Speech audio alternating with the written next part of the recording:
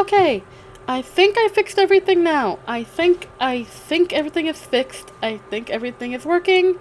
I hope everything is working because if it's not, I will cry. I will absolutely 100% start crying. Okay. I think everything is working. I think everything is working. I think everything is good.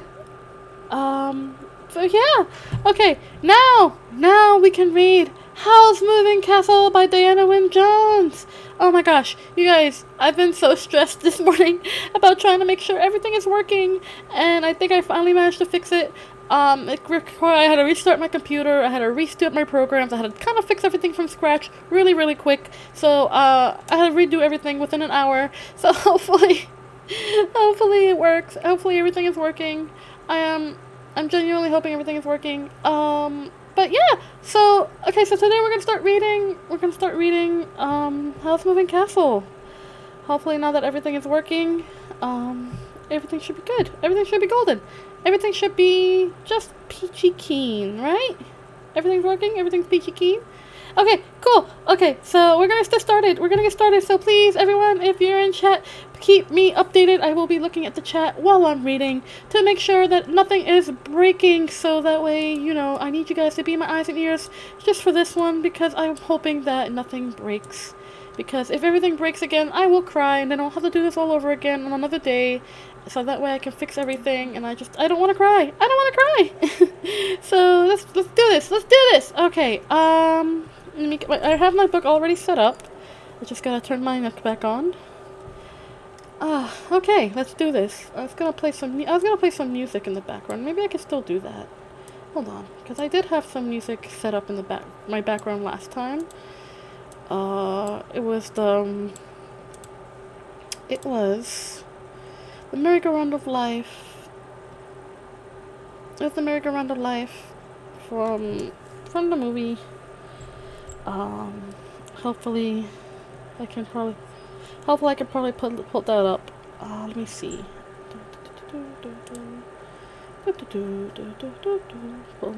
Pulling it up. I wanted to play that in the background, considering how appropriate it would be for the stream. So give me one moment to por favor.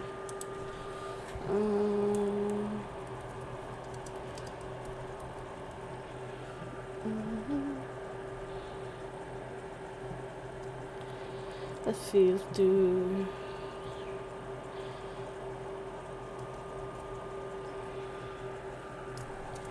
Let's do that. Let's see. Okay. Alright. Let's do this. Let's see if it's too loud. Let's hope it's not too loud. I hope it's not too loud. I would like just to be able to play that as background music. Oh, here we go. How pretty. Alright. Not too loud, right? I'm gonna lower it just a little bit. There we go. Not too loud, right? Okay. Let's do the doing. Alright. Chapter 1, in which Sophie talks to hats. In the land of Ingary, where such things as 7-league boots and cloaks of invisibility really exist, it is quite a misfortune to be born the eldest of 3. Everyone knows you are the one who will fail first, and worst, if the 3 of you set out to seek your fortunes. Sophie Hatter was the eldest of 3 sisters. She was not even the child of a poor woodcutter, which might have given her some chance of success. Her parents were well-to-do and kept a lady's hat shop in the prosperous town of Market Chipping. Her own mother died when Sophie was 2 years old and her sister Letty was 1 year old. And their father married his youngest shop assistant, a pretty blonde girl named Fanny. Fanny shortly gave birth to the 3rd sister, Martha. This ought to have made Sophie and Letty into ugly sisters, but in fact all 3 girls grew up very pretty indeed, though Letty was the one everyone said to be the most beautiful. Fanny treated all 3 girls with the same kindness and did not favor Martha the least. Mr. Hatter was proud of his 3 daughters and sent them all to the best schools in town. Sophie was the most studious. She read a great deal and very soon realized how little chance she had of an interesting future. It was a disappointment to her, but she was still happy enough, looking after her sisters and grooming Martha to seek her fortune when the time came. Since Fanny was always busy in the shop, Sophie was the one who looked after the younger two. There was a certain amount of screaming and hair-pulling between those younger two. Letty was by no means resigned to being the one who, next to Sophie, was bound to be the least successful. "It's not fair," Letty would shout. "Why should Martha have all the best of it just because she was born the youngest? I shall marry a prince, so there." To which Martha always retorted that she would end up disgustingly rich without having to marry anybody. Then Sophie would have to drag them apart and mend their clothes. She was very deft with her needle. As time went on, she made clothes for her sisters, too. There was one deep rose outfit she made for Letty the May day before the story really starts, which Fanny said it looked as if it had come from the most expensive shop in Kingsbury. About this time, everyone began talking of the Witch of the Waste again. It was said the witch had threatened the life of the king's daughter, and that the king had commanded his personal magician, Wizard Solomon, to go into the waste and deal with the witch. And it seemed that Wizard Solomon had not only failed to deal with the witch, he had got himself killed by her. So when, a few months after that, a tall black castle suddenly appeared on the hills above Market Chipping, blowing clouds of black smoke from its 4 tall, thin turrets, everyone was fairly sure that the witch had moved out of the waste again, and was about to terrorize the country the way she used to 50 years ago. People got very scared indeed. Nobody went out alone, particularly at night. Ah! Lemmy! Bad timing, Lemmy! Excuse me! Jeez, Lemmy. First the technical difficulties and now you making noise? You need to stop that, mister. Jeez. Anyway. Nobody went out alone, particularly at night. What made it all the scarier was that the castle did not stay in the same place. Sometimes there was a tall black smudge on the moors to the northwest. Sometimes it reared above the rocks to the east, and sometimes it came right downhill to sit on the heather only just beyond the last farm of the north. You could see it actually moving sometimes, with smoke pouring out from the turrets in dusty gray gusts. For a while, everyone was certain that the castle would come right down in the valley before long, and the mayor talked of sending the king for help. But the castle stayed roving above the hills, and it was learned that it did not belong to the witch, but to Wizard Howl. Wizard Howl was bad enough, though he did not seem to want to leave the hills. He was known to amuse himself by collecting young girls and sucking the souls out of them, or some people said he ate their hearts. He was an utterly cold-blooded and heartless wizard, and no young girl was safe from him if he caught her on her own. Sophie, Letty, and Martha, along with the other girls in Market Chipping, were warned to never go out alone, which was a great annoyance to them. They wondered what use Wizard Howl found for all those souls he collected.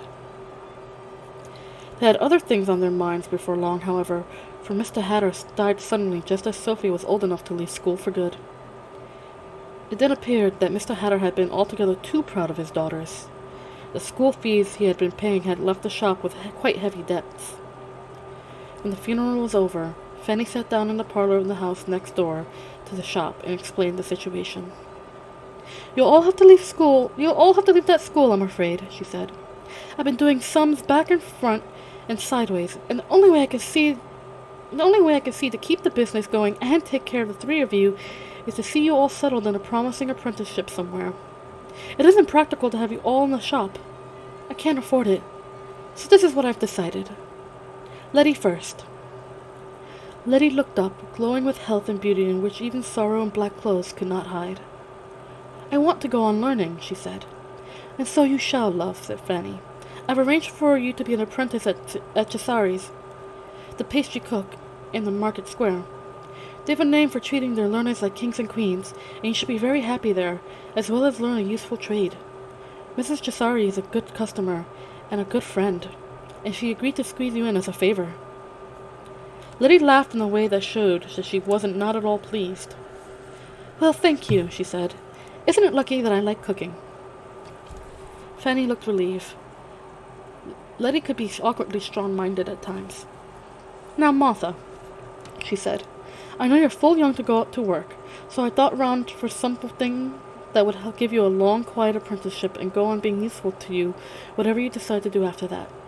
You know my old school friend, Annabel Fairfax? Martha, who was slender and fair, fixed her big gray eyes on Fanny almost as strong-mindedly as Letty. You mean the one who talks such a lot, she said. Isn't she a witch? Yes, with a lovely house and clients all over the Folding Valley, Fanny said eagerly. She's a good woman, Martha. She'll teach you all she knows and will very likely introduce you to a grand people she knows in Kingsbury. You'll be set up in life when she's done with you. She's a nice lady, Martha conceded. All right. Sophie, listening, felt that Fanny had worked everything out just as it should be.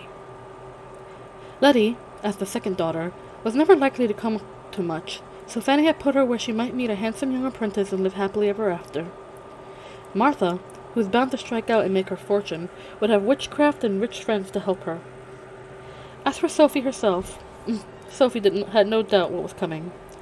It did not surprise her when Fanny said, Now, Sophie dear, it seems only right and just that you should inherit the hat shop when I retire, being the eldest that you are.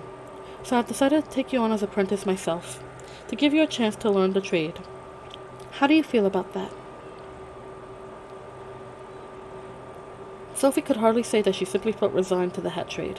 She thanked Fanny gratefully. So that's settled then, Fanny said. The next day, Sophie helped Martha pack her clothes in a box. In the morning after that, they all saw her off in the carrier's cart, looking small and upright and nervous.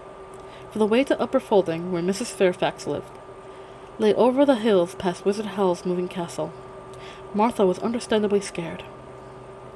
She'll be all right, said Letty. Letty refused all help with the packing. When the carrier's cart was out of sight, Letty crammed all her possessions into a pillowcase and paid the neighbor's boot boy 6 pence to wheel it in a wheelbarrow to Cesari's in Market Square. Letty marched behind the wheelbarrow, looking much more cheerful than Sophie expected.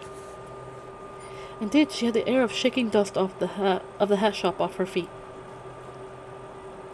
The boot boy brought back a scribbled note from Letty, saying that she had put her things in the girls' dormitory and Cesari's seemed great fun.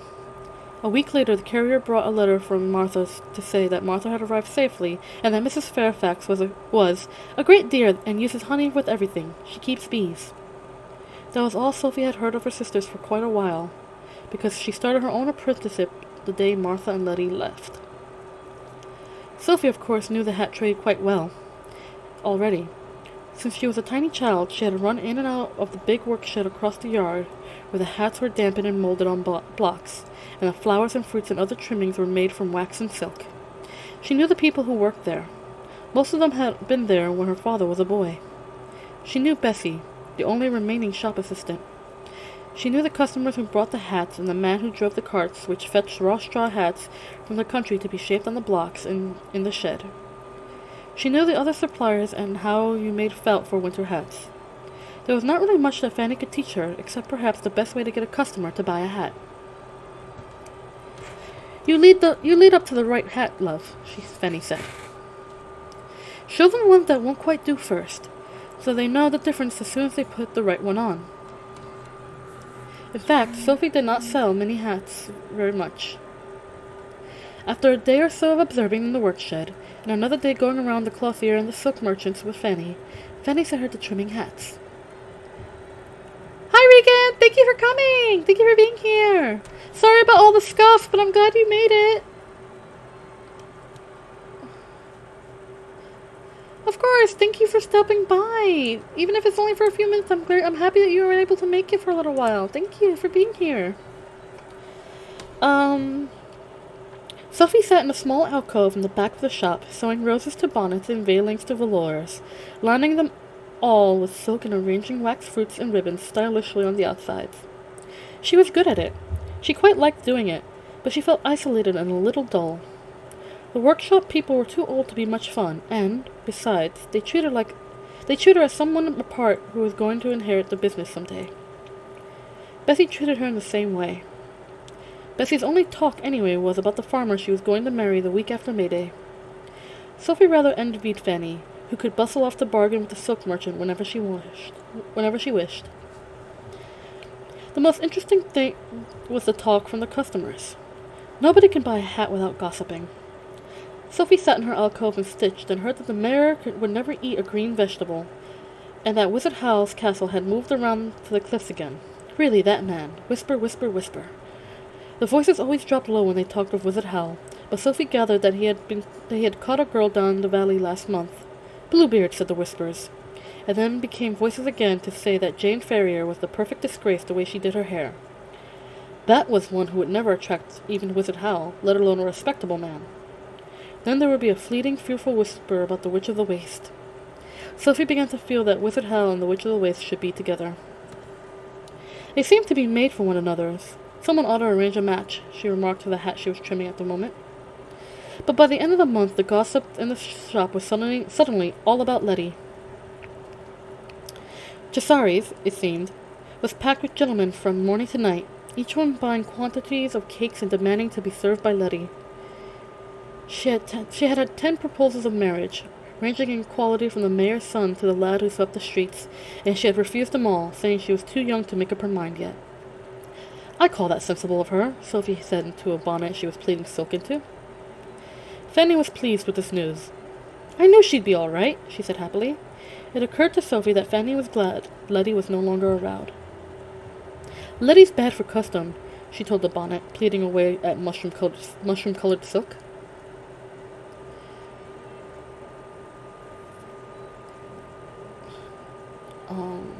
Oh yeah. Yeah. In the beginning of the book, she ends up remembering the kid's name and says, and basically apologizes for forgetting for so long. So yeah. Let's see. Letty's bad for custom, she told the bonnet, pleating away at mushroom-colored silk. She would make even you look glamorous, you dowdy old thing. Other ladies look at Letty in despair. Sophie talked to hats more and more as weeks went by. There was no one else much to talk to. Fanny was out bargaining, or trying to whip up custom, much of the day, and Bessie was busy serving and telling everyone about her wedding plans. Sophie got into the habit of putting each hat on its stand as she finished, where it sat looking almost like a head without a body, and pausing while she told the hat what the body under it ought to be like. She flattered the hats a bit, because you should flatter customers. You have a mysterious allure, she told one that was all veiling with hidden twinkles. To a wide, creamy hat with roses under the brim, she said, You're going to have to marry money. And to a caterpillar green straw with a curly green feather, she said, You are young as a spring leaf. She told the pink bonnets they have dimpled charms, and smart hats trimmed with velvet that they were witty. She told the mushroom-pleated bonnet, You will have a heart of gold, and someone in a high position will see it and fall in love with you. This was because she felt sorry for that particular bonnet. It looked so fussy and plain. Jane Ferrier came into the shop the next day and bought it.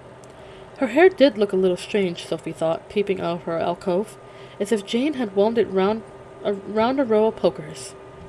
It seemed a pity that she had chosen that bonnet, but everyone seemed to be buying hats and bonnets around then. Maybe because it was Fanny's sales talk, or maybe it was spring coming on, but the hat trade was definitely picking up.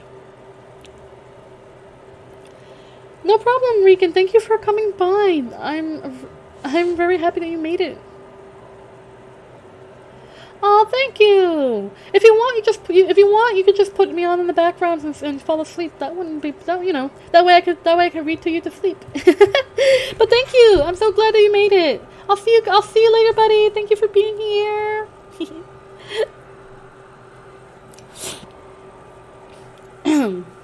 me. Let's see. Where was I? All right. Maybe it was Fanny's sales talk, or maybe it was spring coming on, but the hat trade was definitely picking up. Fanny began to say a little guiltily, I think I shouldn't have been in such a hurry to get Martha and Letty placed out. At this rate, we might have managed. There was so much custom as April drew on towards May Day that Sophie had to put on a demure gray dress and help out in the shop too. But such was the demand that she was hard at trimming hats in between customers, and every evening she took them next door to the house where she worked by lamplight far into the night in order to have hats to sell the next day. Aw, shucks, thanks, Regan. You're super awesome. Thank you.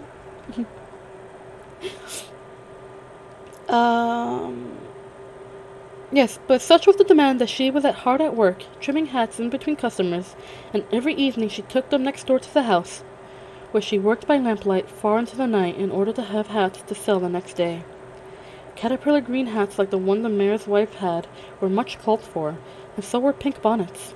Then the week before May Day, someone came in and asked for one with mushroom pleats, like the one Jane Ferrier had been wearing when she ran off with the Count of Cataract. That night, as she sewed, Sophie admitted to herself that her life was rather dull. Instead of talking to the hats, she tried each one on as she finished it and looked in the mirror. This was a mistake. The staid gray dress did not suit Sophie, particularly when her eyes were red-rimmed with sewing, and since her hair was a reddish straw color, neither the caterpillar green nor pink. The one with mushroom pleats simply made her look dreary, like an old maid, said Sophie. Not that she wanted to race off with counts, like Jane Ferrier, or even fancied half the town offering her marriage, like Letty, but she wanted to do something. She was not sure what, that had a bit more interest to it than simply trimming hats. She thought she would find time next day to go and talk to Letty. But she did not go.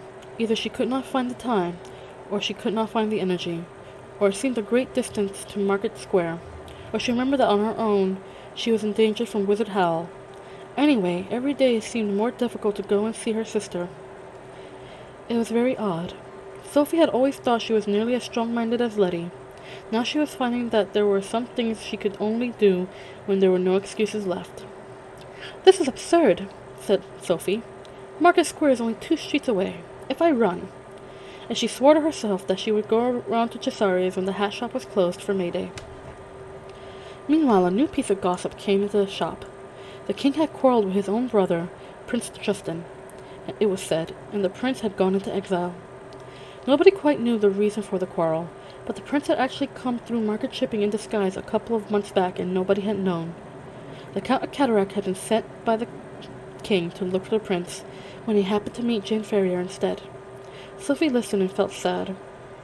Interesting things did seem to happen, but always to somebody else. Still, it would be nice to see Letty. May Day came. Merrymaking filled the streets from dawn onward. Fanny went out early, but Sophie had a couple of hats to finish first. Sophie sang as she worked. After all, Letty was working too. Cesari's was open till midnight on holidays. "I shall buy one of their cream cakes," Sophie decided. "I haven't had one for ages." She watched the people crowding past the window, all kinds of bright clothes, people selling souvenirs, people walking on stilts, and felt really excited. But when she at last put a gray shawl over her gray dress and went out into the street, Sophie did not feel excited. She felt overwhelmed. There were too many people rushing past, laughing and shouting, far too much noise and jostling. Sophie felt as if the past months of sitting and sewing had turned her into an old woman or a semi-invalid. She gathered her shawl around her and crept along the close to the houses, trying to avoid being trodden on by people's best shoes, or being jabbed by elbows and trailing silk sleeves. When there came a sudden volley of bangs from overhead somewhere, Sophie thought she was going to faint. She looked up and saw Wizard Howl's castle right down on the hillside above the town, so near it seemed to be sitting on the chimneys. Blue flames were shooting out on all four of the castle's turrets, bringing balls of blue fire with them that exploded high into the sky quite horrendously. Wizard Howl seemed to be offended by May Day, or maybe he was trying to join in his own fashion. Sophie was too terrified to care. Why? She would have gone home, except that she was halfway to Cesari's by then, so she ran. "What made me think I wanted life to be interesting?" she said as she ran. "I'd be far too scared. It comes with being the eldest of 3. When she reached Market Square, it was worse if possible. Most of the inns were in the square. Crowds of young men swaggered beerily to and fro, trailing cloaks and long sleeves and stamped buckled boots they would never have dreamed of wearing on a working day, calling loud remarks and accosting girls. The girls strolled in fine pairs, ready to be accosted. It was perfectly normal for May Day, but Sophie was scared of that too. And when a young man in a fantastical blue and silver costume spotted Sophie and decided to accost her as well, Sophie shrank into a shop doorway and tried to hide. The young man looked at her in surprise. "It's all right, you little gray mouse," he said, laughing rather pityingly. "I only want to buy you a drink. Don't be so scared." The pitying look made Sophie utterly ashamed.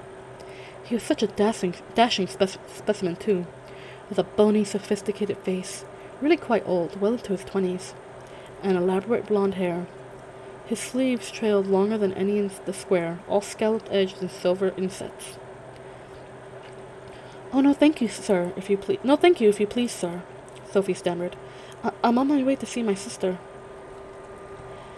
"Then by all means do so," laughed this advanced young man. "Who am I to keep a pretty lady from her sister? Would you like me to go with you, since you seem so scared?" He meant it kindly, which made Sophie more ashamed than ever. No, thank you, sir," she gasped, and fled away past him. He wore perfume, too. The smell of hyacinths followed her as she ran. What a courtly person, Sophie thought, as she pushed her way between the little tables outside Cesari's. The tables were packed. Inside was packed and as noisy as the square. Sophie located Letty among the line of assistants at the counter because of the group of evident farmers' sons leaning their elbows on it to shout remarks to her. Letty, prettier than ever and perhaps a little thinner, was putting cakes into bags as fast as she could go, giving each bag a deft little twist, and looking back under her elbow with a smile and an answer for each bag she twisted. There was a great deal of laughter. Sophie had to fight her way through the counter. Letty saw her. She looked shaken for a moment, then her eyes and her smile widened as she shouted, "Sophie!" "Can I talk to you?" Sophie yelled. "Somewhere," she shouted, a little helplessly, as a large, well-dressed elbow jostled her back from the counter. "Just a moment," Letty screamed back. She turned to the girl next to her and whispered. The girl nodded, grinned, and came to take Letty's place. "You'll have to take me instead," she said to the crowd. "Who's next?" "But I want to talk to you, Letty," one of the farmer's sons yelled. "Talk to Carrie," Letty said. "I want to talk to my sister." Nobody really seemed to mind. They jostled Sophie along to the end of the counter, where Letty held up a flap and beckoned, and told her not to keep Letty all day. When Sophie had edged to the flap, Letty seized her wrists and dragged her to the back of the shop to a room surrounded by racks upon wooden racks, each one filled with rows of cakes.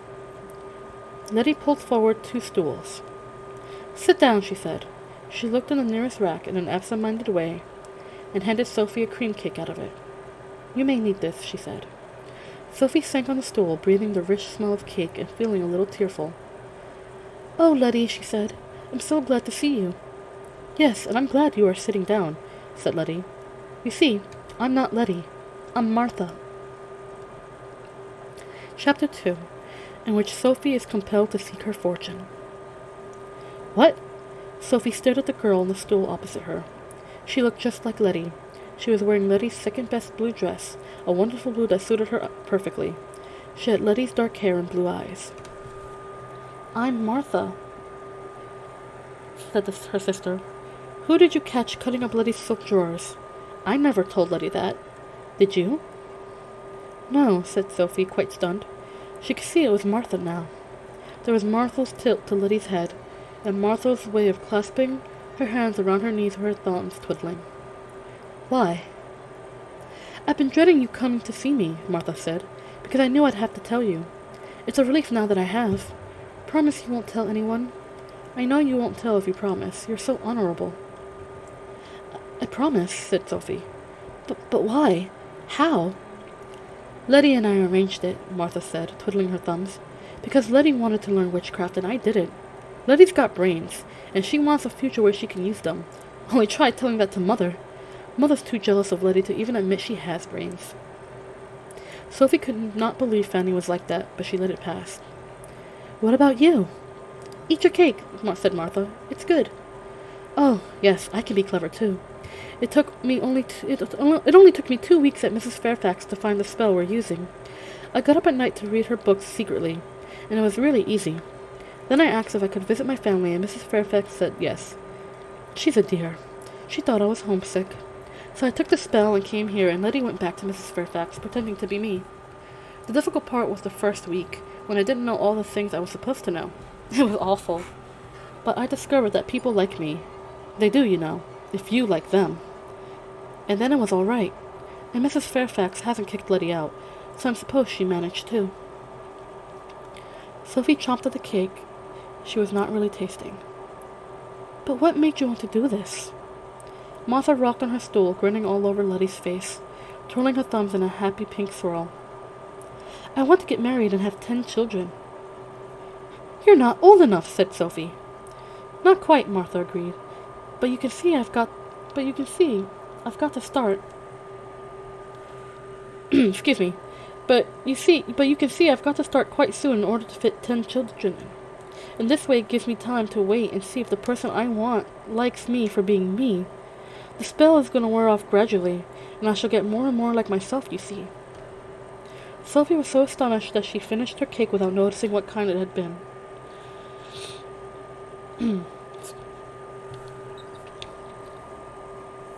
Why 10 children?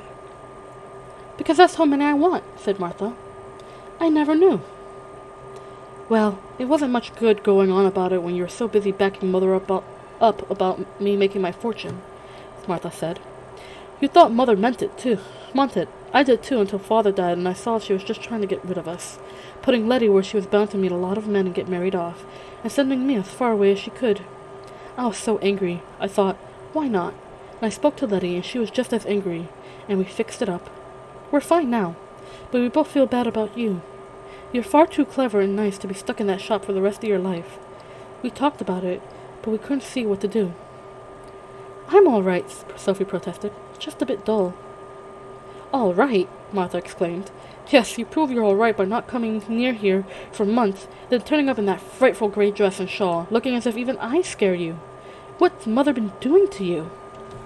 Nothing, said Sophie uncomfortably. We've been rather busy. You shouldn't talk about Fanny that way, Martha. She is your mother. Yes, and I'm enough like her to understand her, Martha retorted. That's why she sent me so far away. Or tried to. Mother knows that you don't have to be unkind to someone in order to exploit them. She knows how dutiful you are.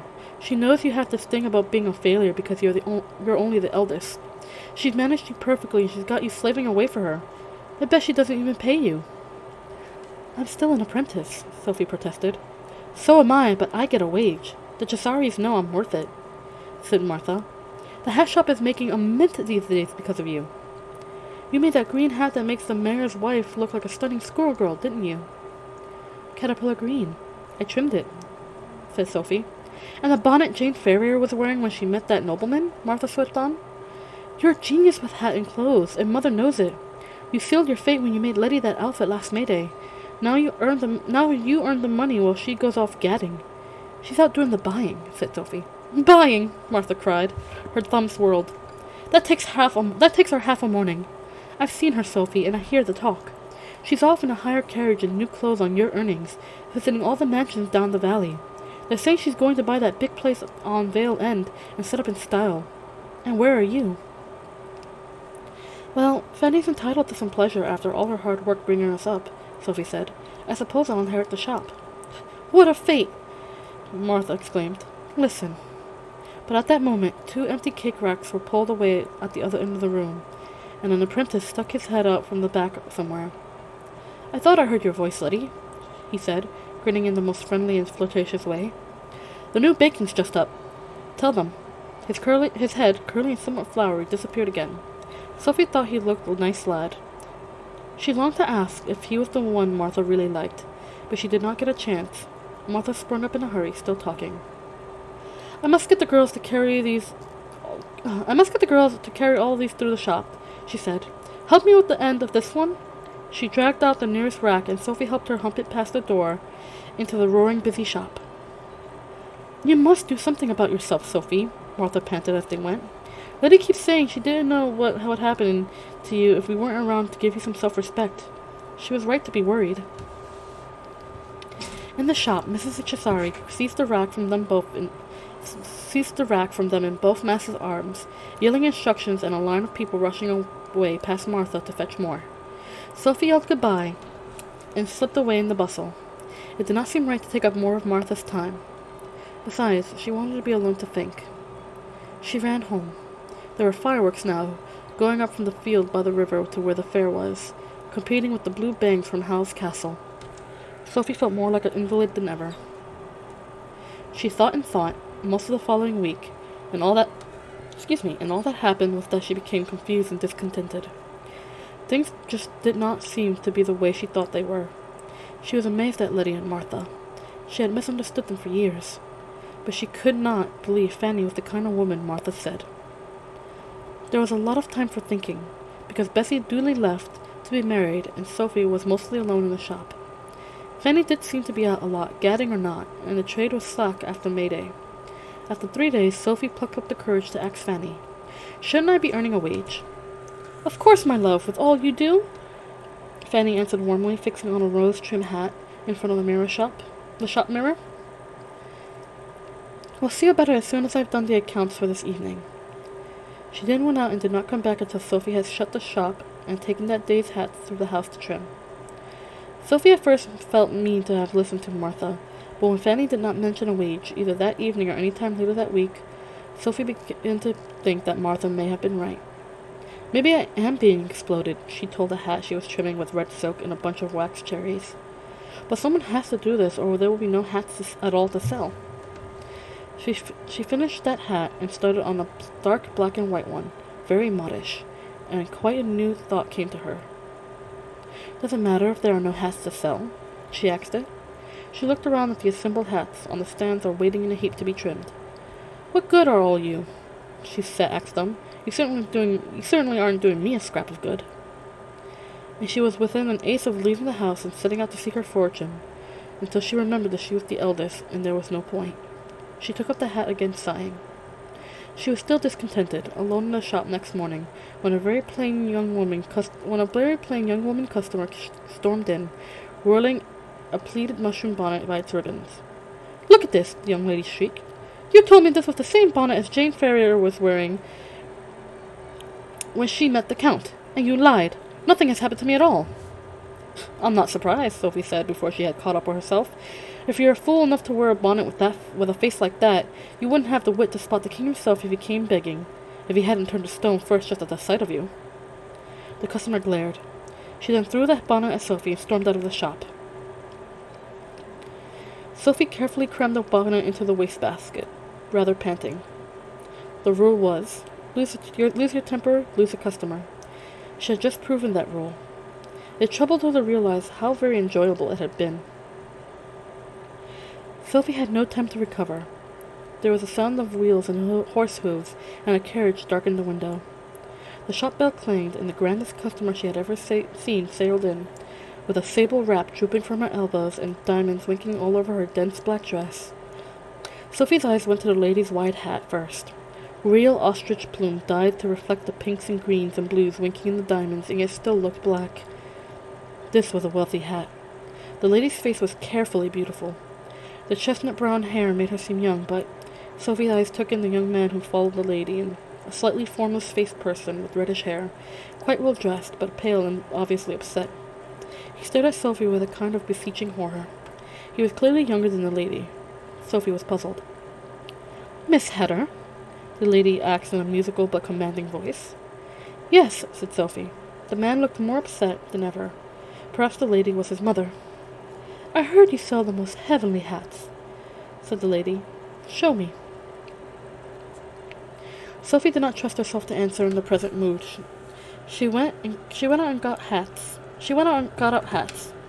None of them was to this lady's class, but she could feel the man's eyes following her, and that made her uncomfortable. The sooner the lady discovered the hats were wrong for her, the sooner this odd pair would go. She first followed Fanny's advice and got out the wrongest first. The lady began rejecting hats instantly. "Dimples," she said to the pink bonnet, and "youth" to the caterpillar green. To the ones with twinkles and veils, she said, "Mysterious allure, how very obvious. What else have you?" Sophie got out the modish black and white, which was the only hat ever even remotely likely to interest this lady. The lady looked at it with contempt. "This one doesn't do anything for anybody.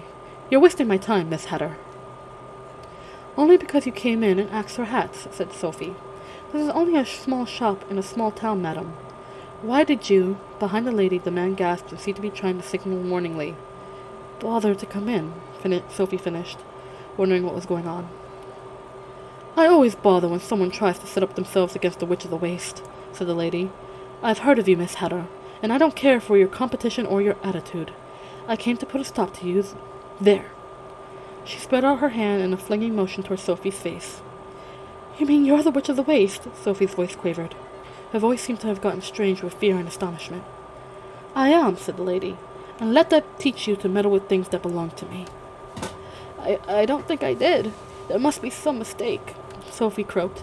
The man was now staring at her in utter horror, though she could not see why. No mistake, Miss Hatter, said the witch. Come, Gaston. She turned and swept to the shop door. While the man was humbly opening it for her, she turned back to Sophie. By the way, you won't be able to tell anyone you're under a spell, she said. The shop door tolled like a funeral bell as she left. Sophie put her hands to her face, wondering what the man had stared at. She felt soft, leathery wrinkles. She looked at her hands. They were wrinkled too, and skinny, with large veins in the back and knuckles like knobs. She pulled her gray skirt against her legs and looked down at skinny, decrepit ankles and feet which had made her shoes all knobbly. They were the legs of someone about 90, and they seemed to be real. Sophie got herself to a mirror and found that she had to hobble. The face in the mirror was quite calm, because it was what she expected to see. It was the face of a gaunt old woman, withered and brownish, surrounded by wispy white hair. Her own eyes, yellow and watery, stared out at her, looking rather tragic. Don't worry, you old thing, she said to the face. You look quite healthy. Besides, this is much more like how you really are. She thought about her situation quite calmly. Everything seemed to have gotten calm and remote. She was not even particularly angry with the Witch of the Waste. Well, of course, I shall have to do for her when I get the chance, she told herself. But meanwhile, if Letty and Martha can stand being one another, I can stand being like this. But I can't stay here. Fanny would have a fit. Let's see. This grey dress is quite suitable, but I shall need my shawl and some food. She hobbled over to the shop door and carefully put up the close sign. Her joints creaked as she moved. She had to walk bowed and slow, but she was relieved to discover that she was quite a hale old woman. She did not feel weak or ill, just stiff. She hobbled to collect her shawl and wrapped it over her head and shoulders, as old women did. Then she shuffled through into the house, where she collected her purse with a few coins in it and a parcel of bread and cheese. She let herself out of the house, carefully hiding the key in its usual place, and hobbled away down the street, surprised at how calm she felt. She did wonder if she should say goodbye to Martha, but she did not like the idea of Martha not knowing her. It was best to just go. Sophie decided she would write to both sisters when she got to wherever she was going, and shuffled on. Through the field where the fair had been, over the bridge, and onto the country lanes beyond. It was a warm spring day. Sophie discovered that being a crone did not stop her enjoying the sights and smells of many in the hedgerows, though the sight was a little bit blurred. Her back began to ache. She hobbled sturdily enough, but she needed a stick. She searched the hedges as she went for a loose stake of some kind. Evidently her eyes were not as good as they had been. She thought she saw a stick a mile or so, but when she hauled on it, it proved to be the bottom end of an old scarecrow someone had thrown into the hedge. Sophie heaved the thing upright. It had a withered turnip for a face. Sophie found she had some fellow feeling for it. Instead of pulling it to pieces and taking the stick, she stuck it between two branches of the hedge so that it stood looming rakishly above the May, with the tattered sleeves on its stick arms fluttering over the hedge. There, she said, and her cracked old voice surprised her into giving an old cackle of laughter. Neither of us are up to much, are we, my friend? Maybe you will get back to your field if I leave you where people can see you.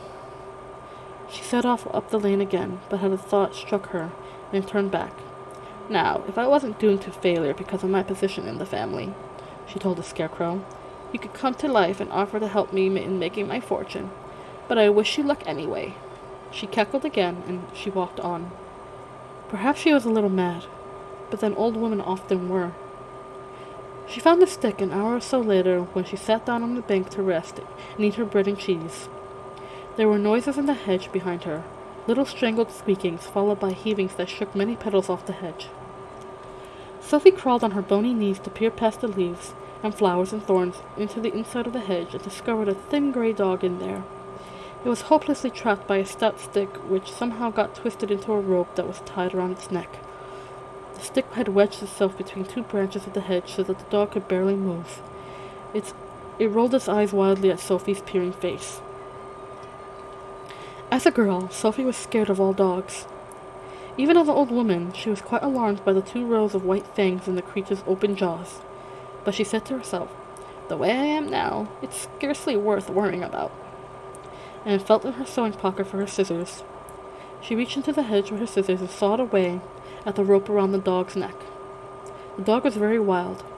It flinched away from her and growled, but Sophie sawed bravely on. "You'll starve or throttle to death, my friend," she told the dog in her cracked voice, "unless you let me cut you loose. In fact, I think someone has tried to throttle you already.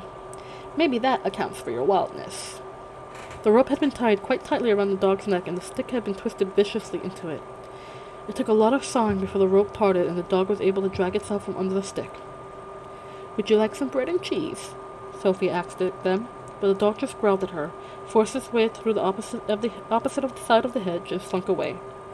"That's gratitude for you," Sophie said, rubbing her prickled arms. "But you left me a gift in spite of yourself." She pulled the stick that had trapped the dog out of the hedge and found that it was a proper walking stick, well trimmed and tipped with iron. Sophie finished her bread and cheese and set off walking again. The lane became steeper and steeper, and she found the stick a great help. It was also something to talk to. Sophie thumped along with a will, chatting to her stick. After all, old people often talk to themselves. "There's 2 encounters," she said, "and not a scrap of magical gratitude from either.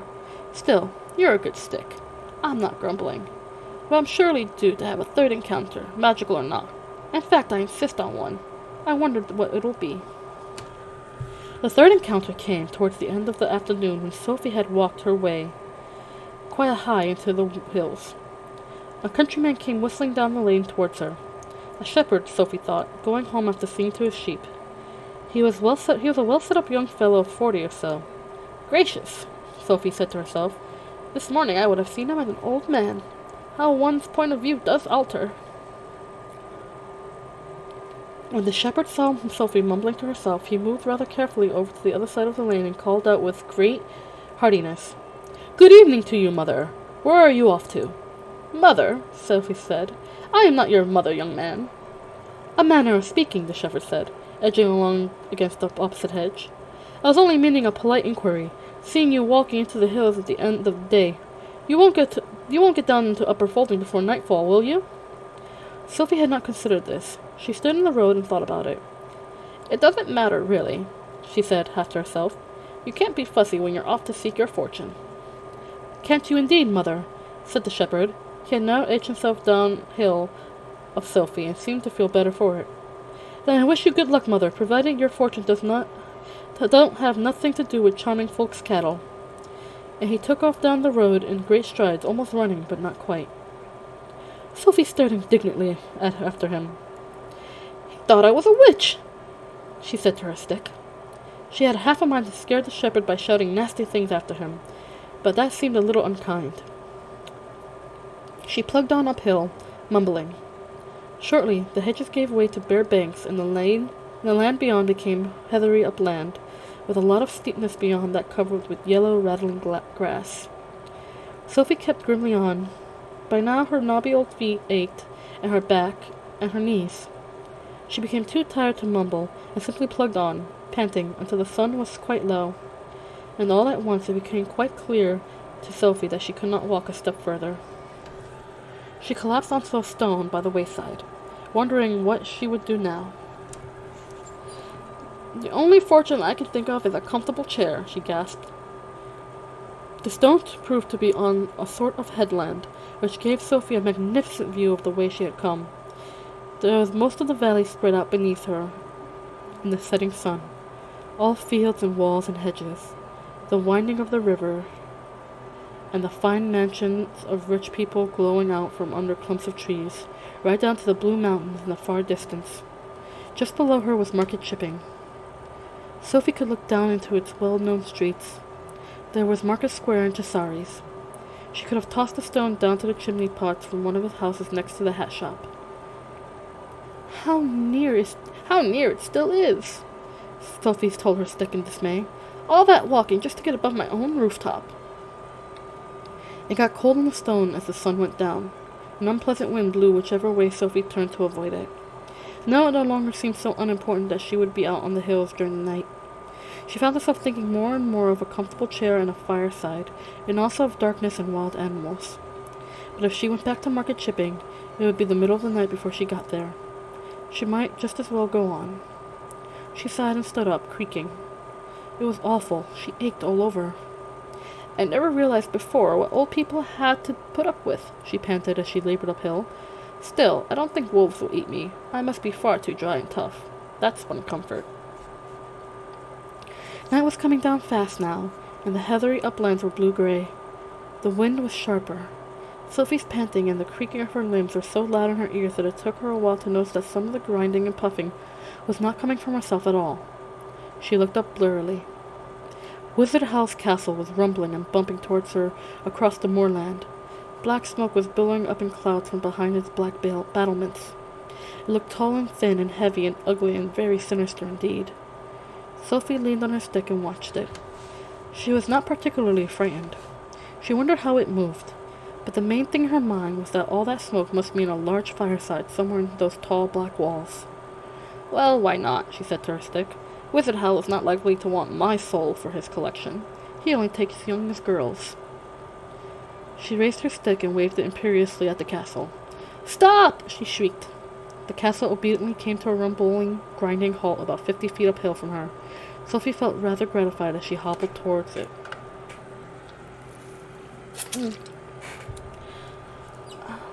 Chapter 3, in which Sophie enters into a castle and a bargain. There was a large black door in the black wall facing Sophie, and she made for that, hobbling briskly. The castle was uglier than ever close to. It was far too tall for its height and not very regularly shaped. As far as Sophie could see in the growing darkness, it was built of huge black blocks, like coal, and, like coal, the blocks were all different shapes and sizes. Chill breathed off these blocks as she got closer, but that failed to frighten Sophie at all. She just thought of chairs and firesides and stretched her hand out eagerly to the door. Her hand could not come near it. Some invisible wall stopped her hand about a foot from the door.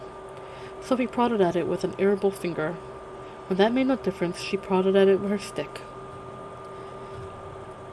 The wall seemed to be all over the door from as high as her stick could reach, and right down to the heather sticking out from under the doorstep. Open up! Sophie cackled at it. That made no difference to the wall. Very well, Sophie said. I'll find your back door. She hobbled off into the left-hand corner of the castle, that being both the nearest and slightly downhill, but she could not get around the corner. The invisible wall stopped her again as soon as she was level with the irregular black cornerstone. At this, Sophie said a word she had learned from Martha, that neither old ladies nor young girls are supposed to know, and stumped uphill and anti-clockwise to the castle's right-hand corner. There was no barrier there. She turned that corner and hobbled eagerly towards the second big black door in the middle of that side of the castle. There was a barrier over that door, too.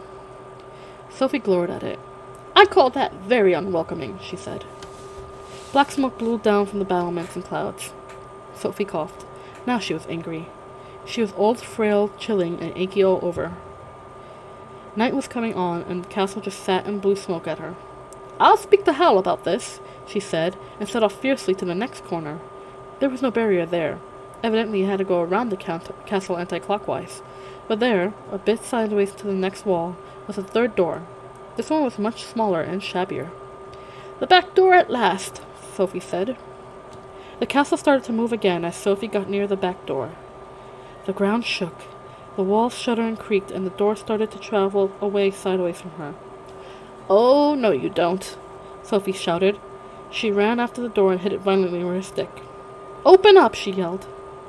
The door sprang open inward, and still moving away sideways, Sophie, by hobbling furiously, managed to get one foot up on the doorstep. Then she hopped and scrambled and hopped again, with the great black blocks around the door jolted and crunched as the castle gathered speed over the uneven hillside.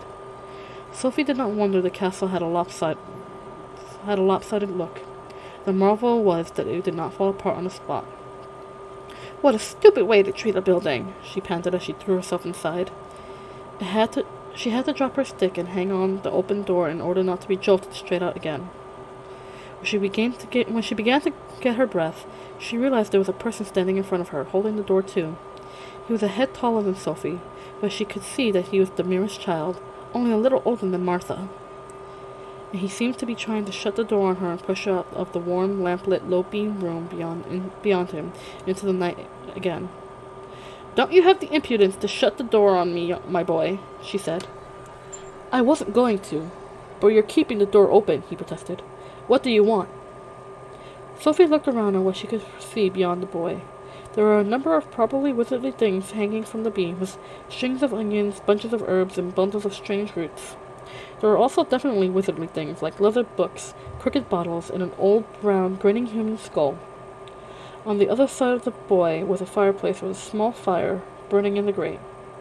It was a much smaller fire than all the smoke outside suggested, but this was much obviously only the back room in the castle. Much more important to Sophie, this fire had reached the glowing rosy stage, with little blue flames dancing on the logs, and placed beside it in the warmest position was a low chair with a cushion on it. Sophie pushed the boy aside and dived for that chair. "Ah, my fortune," she said, settling herself comfortably in it. It was bliss. The fire warmed her aches and the chair supported her back, and she knew that if anyone wanted to turn her out now, they were going to have to use extreme and violent magic to do it. The boy shut the door, as he picked up Sophie's stick and politely leaned it against the chair for her. Sophie realized that there was no sign at all that the castle was moving across the hillside, not even the ghost of a rumble or the tiniest shake. How odd. "Tell Wizard Howl," she said to the boy, "that this castle is going to come apart around the ears if it travels much farther." "The castle's be spelled to hold together," the boy said, "but I'm afraid Howl's not here just at the moment." This was good news to Sophie. "When will he be back?" she asked a little nervously. "Probably not till tomorrow now," the boy said. "What do you want? Can I help you instead? I'm Hal's apprentice, Michael." This was better news than ever. "I'm afraid only the wizard can possibly help me," Sophie said quickly and firmly. It was probably true, too. "I'll wait here if you don't mind." It was clear Michael did mind. He hovered over her a little helplessly. To make it plain to him that she had no intention of being turned out by a mere boy apprentice, Sophie closed her eyes and pretended to go to sleep. "Tell him the name's Sophie," she murmured. "Old Sophie," she added, to be on the safe side. "That will probably mean waiting all night," Michael said. Since this was exactly what Sophie wanted, she pretended not to hear. In fact, she almost certainly fell into a swift doze. She was so tired from all that walking. After a moment, Michael gave up on her and went back to the work he was doing at the workbench where the lamp stood. So she would have a whole night's shelter, even if it was on slightly false pretenses, Sophie thought drowsily. Since Hal was such a wicked man, it probably served him right to be imposed upon. But she intended to be well away from here by the time Hal came back and raised objections. She looked sleepily and slyly across at the apprentice. It surprised her to find such a nice, polite boy. After all, she had forced her way in quite rudely, and Michael had not complained at all. Perhaps Hal kept him in abject servility. But Michael did not look servile. "Bread, hello! Welcome! Thank you for being here, Bread! I'm reading Howl's Moving Castle, so I hope you're enjoying the story. Thank you for being here. Welcome." I'm gonna have a little sip of water because I haven't drunk anything yet. Hold on. Okay, I'm going to continue. He was a dark, tall boy with a pleasant, open sort of face, and he was most respectably dressed. In fact, if Sophie had not seen him at that moment carefully pouring green fluid out of a crooked flask onto black powder in a bent glass jar, she would have taken him for the son of a prosperous farmer. How odd! Persephone, thank you for being here. Yes, I managed to get everything up and running. I had to fix everything, so I'm so glad I can restart the stream. And yes, Howl's Moving Castle is a book, and I'm so glad to be sharing it with you guys today. Thank you for being here. Let's see, where was I? Oh. Still, things were bound to be odd where wizards were concerned, Sophie thought. And this kitchen, or workshop, was beautifully cozy and very peaceful. Sophie went properly to sleep and snored. She did not wake up when there came a flash and a muted bang from the workbench, followed by a hurriedly bitten-off swear word from Michael. She did not wake when Michael, sucking on his burned fingers, put the spell aside for the night and fetched bread and cheese out of the closet. She did not stir when Michael knocked her stick down with a clatter, reaching over her for a log to put onto the fire, or when Michael, looking down into Sophie's open mouth, remarked to the fireplace, "She's got all her teeth. She's not the Witch of the Waste, is she?" "I wouldn't let her in if she was," the fireplace retorted. Michael shrugged and picked up Sophie's stick and politely up again. Then he put a log on the fire with equal politeness and went away to bed somewhere overhead. In the middle of the night, Sophie was woken by someone snoring. She jumped upright, rather irritated to discover that she was the one who had been snoring. It seemed to her that she had only dropped off for a second or so, but Michael seemed to have vanished within those seconds, taking the light with him. No doubt a wizard's apprentice learned how to do that kind of thing in his first week. He had left the fire very low. It was giving out irritated hissings and poppings. A cold draft blew on Sophie's back. Sophie recalled that she was in a wizard's castle, and also, with an unpleasant distinctness, that there was a human skull on a workbench somewhere behind her. She shivered and cracked her stiff old neck around, but there was only darkness behind her. "Let's have a bit more light, shall we?" she said. Her cracked little voice seemed to make no more noise than the crackling of the fire. Sophie was surprised. She had expected it to echo through the vaults of the castle. Still, there was a basket of logs beside her. She stretched out a creaking arm and heaved the log into the fire, which sent a spray of green and blue sparks flying up on the chimney. She heaved on a second log and sat back, not without a nervous look or so behind her, where a blue-purple light from the fire was dancing over the polished brown bone of the skull. The room was quite small. There was no one in it but Sophie and the skull. "He's got both feet in the grave, and I've only got one," she consoled herself. She turned back to the fire, which was now flaring up into blue and green flames. "It must be salt in the wood," Sophie murmured. She settled herself more comfortably, putting her knobby feet on the fender and her head on the corner of the chair, where she could stare into the colored flames and began dreamily considering what she ought to do in the morning. But she was sidetracked a little by imagining a face in the flames. "It would be a thin blue face," she murmured, "very long and thin, with a thin blue nose. But those curly green flames on top are most definitely your hair. I suppose I didn't go until Howl gets back. Wizards can lift spells, I suppose, and those purple flames near the bottom make the mouth. You have savage teeth, my friend. You have 2 green tufts of flames for eyebrows." Curiously enough, the only orange flames in the fire were under the green-brown eyebrow flames, just like eyes, and they each had a little purple glint in the middle that Sophie could almost imagine was looking at her, like the pupil of an eye. "On the other hand," Sophie continued, looking into the orange flames, "if the spell was off, I'd have my heart eaten before I could turn around." "Don't you want your heart eaten?" asked the fire. It was definitely the fire that spoke. Sophie saw its purple mouth move as the words came.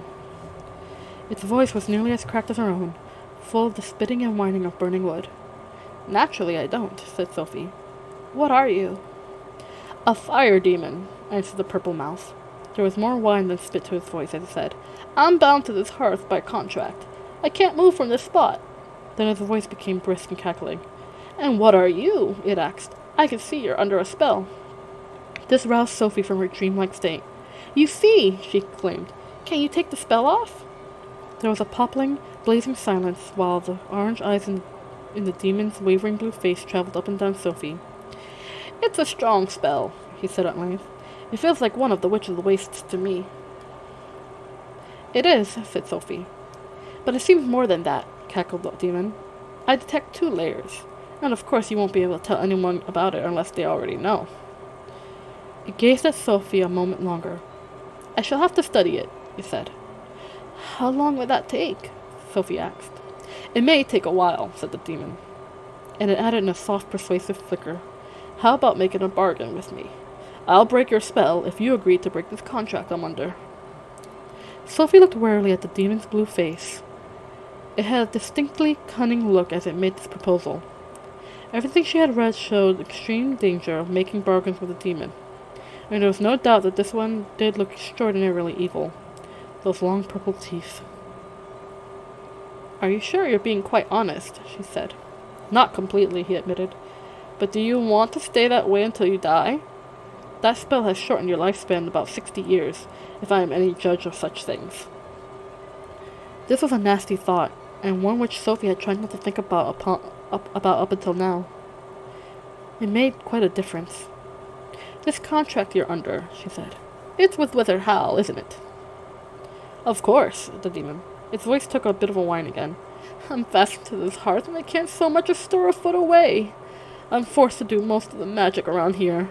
I have to maintain the castle and keep it moving and do all the special effects that scare people off, as well as anything else Howl wants. Howl's quite heartless, you know. Sophie did not need telling that Howl was heartless. On the other hand, the demon was probably quite as wicked. Don't you get anything out of this contract at all? She said. I wouldn't have entered it if I didn't, the demon said, flickering sadly. But I wouldn't have done it if I known what it would be like. I'm being exploited. In spite of her caution, Sophie felt a good deal of sympathy for the demon. She thought of herself making hats for Fanny while Fanny went gadding. All right, she said. What are the terms of the contract? How do I break it? An eager purple grin spread across the demon's blue face. You agree to a bargain? If you agree to break the spell on me, Sophie said with a brave sense of saying something fatal. Done, cried the demon, his long face leaping gleefully up the chimney. I'll break your spell the very instant you break my contract. Then tell me how I break your contract, Sophie said.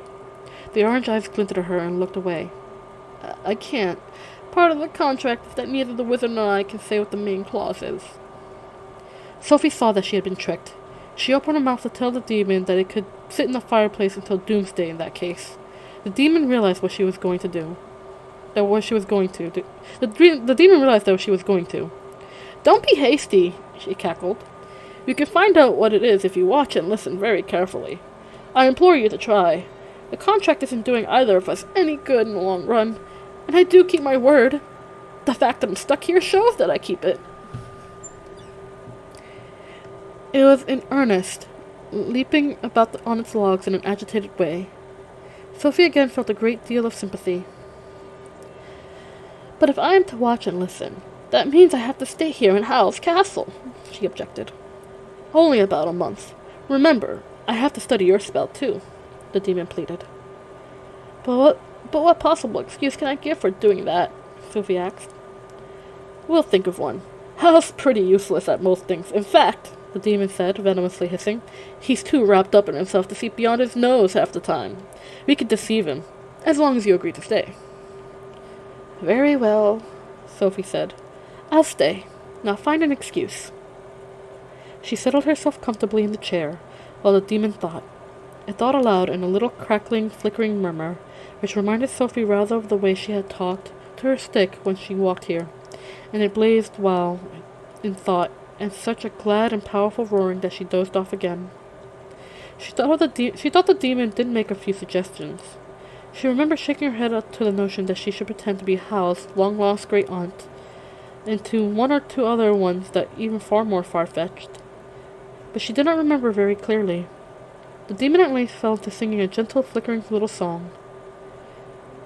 It was not in any language Sophie knew, or she thought not, until she distinctly heard the word saucepan in it several times, and it was very sleepy-sounding. Sophie fell into a deep sleep, with a slight suspicion that she was being bewitched now, as well as beguiled, but it did not bother her particularly. She would soon be free of the spell.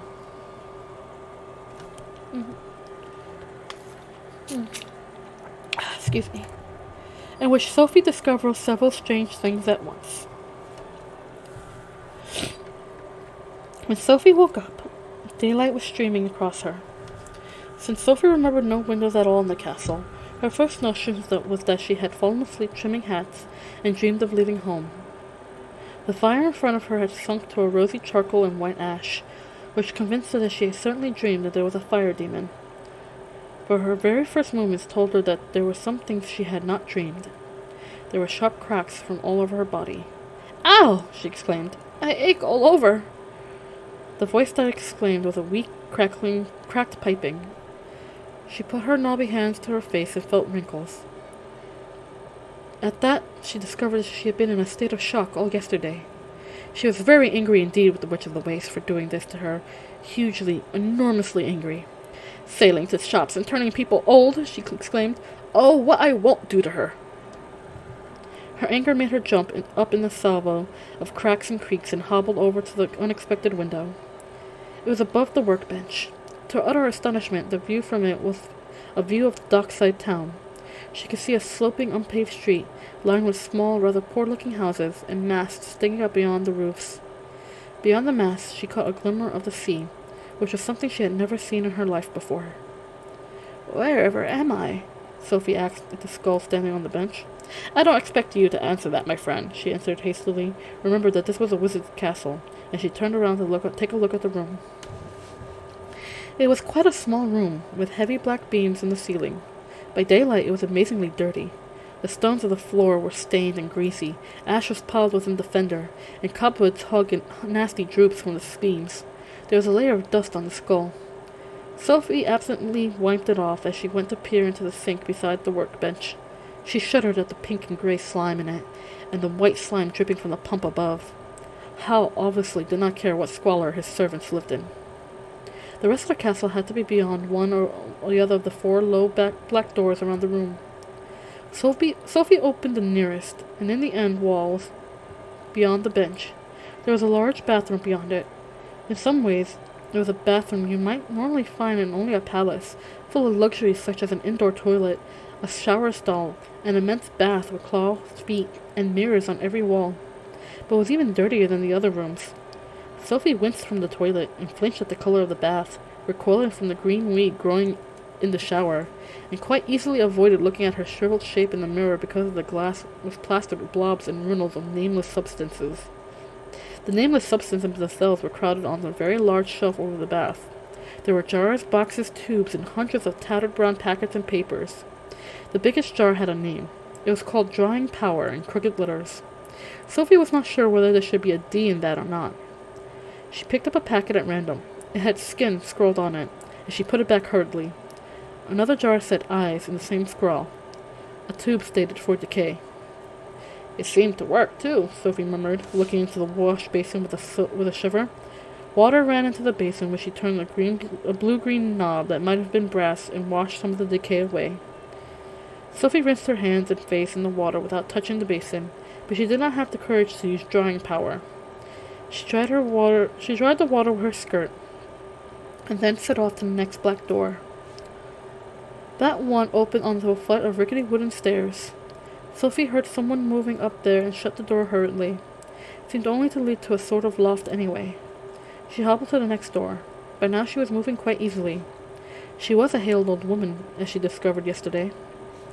The third door opened onto a poky backyard with high brick walls. It contained a big sack of logs and higgledy-piggledy heaps of what seemed to be scrap iron, wheels, buckets, metal sheeting, wires mounted almost to the top of the walls. Sophie shut the door too, rather puzzled, because it did not seem to match the castle at all. There was no castle to be seen above the brick walls. They ended at the sky. Sophie could only think that this part was round the side where the invisible wall had stopped her the night before. She opened the 4th door, and it was just a broom cupboard, with 2 fine but dusty velvet cloaks hanging on the brooms. Sophie shut it again, slowly. The only other door was in the wall with the window, and that was the door she had come in by last night.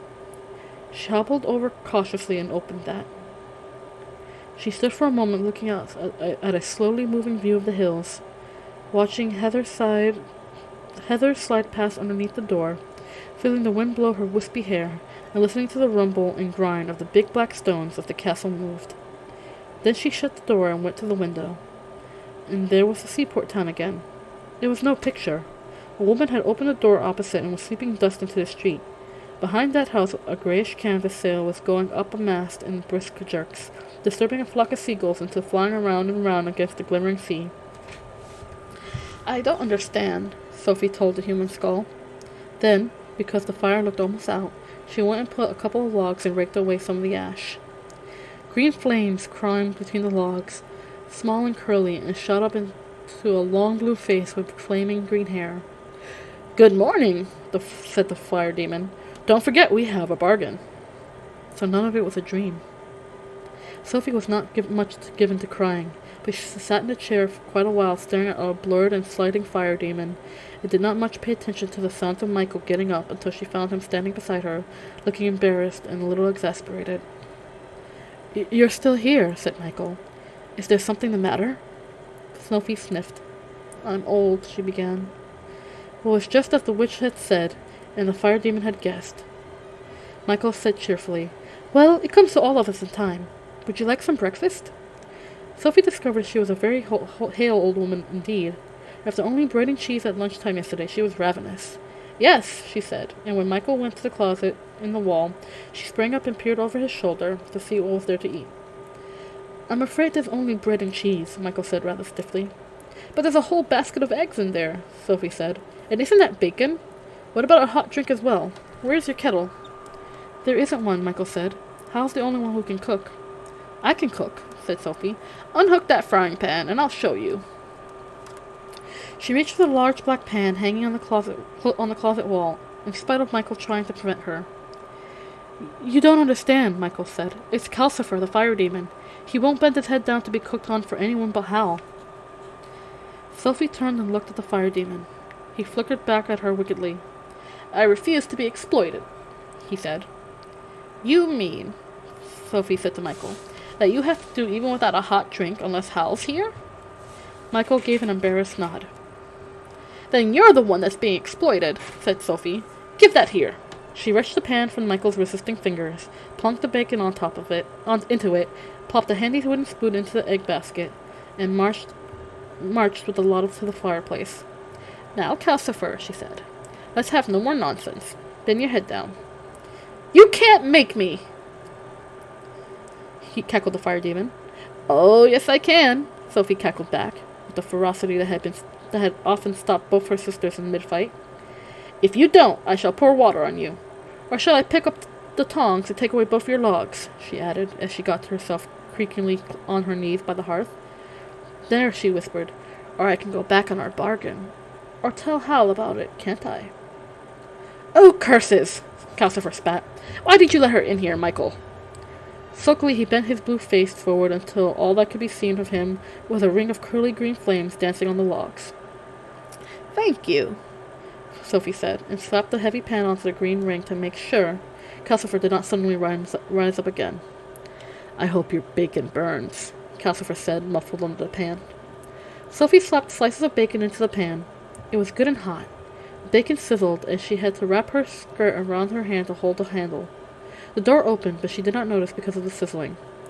"Don't be silly," she told Calcifer, "and hold still because I want to break in the eggs." "Oh, hello, Howl," Michael said helplessly. Sophie turned around at that, rather hurriedly. She stared. The tall young fellow in flamboyant blue and silver suit who had just come in stopped in the act of leaning a guitar against the corner. He brushed the fair hair from his rather curious glass-green eyes and stared back. His long, angular face was perplexed. "Who on earth are you?" said Howl.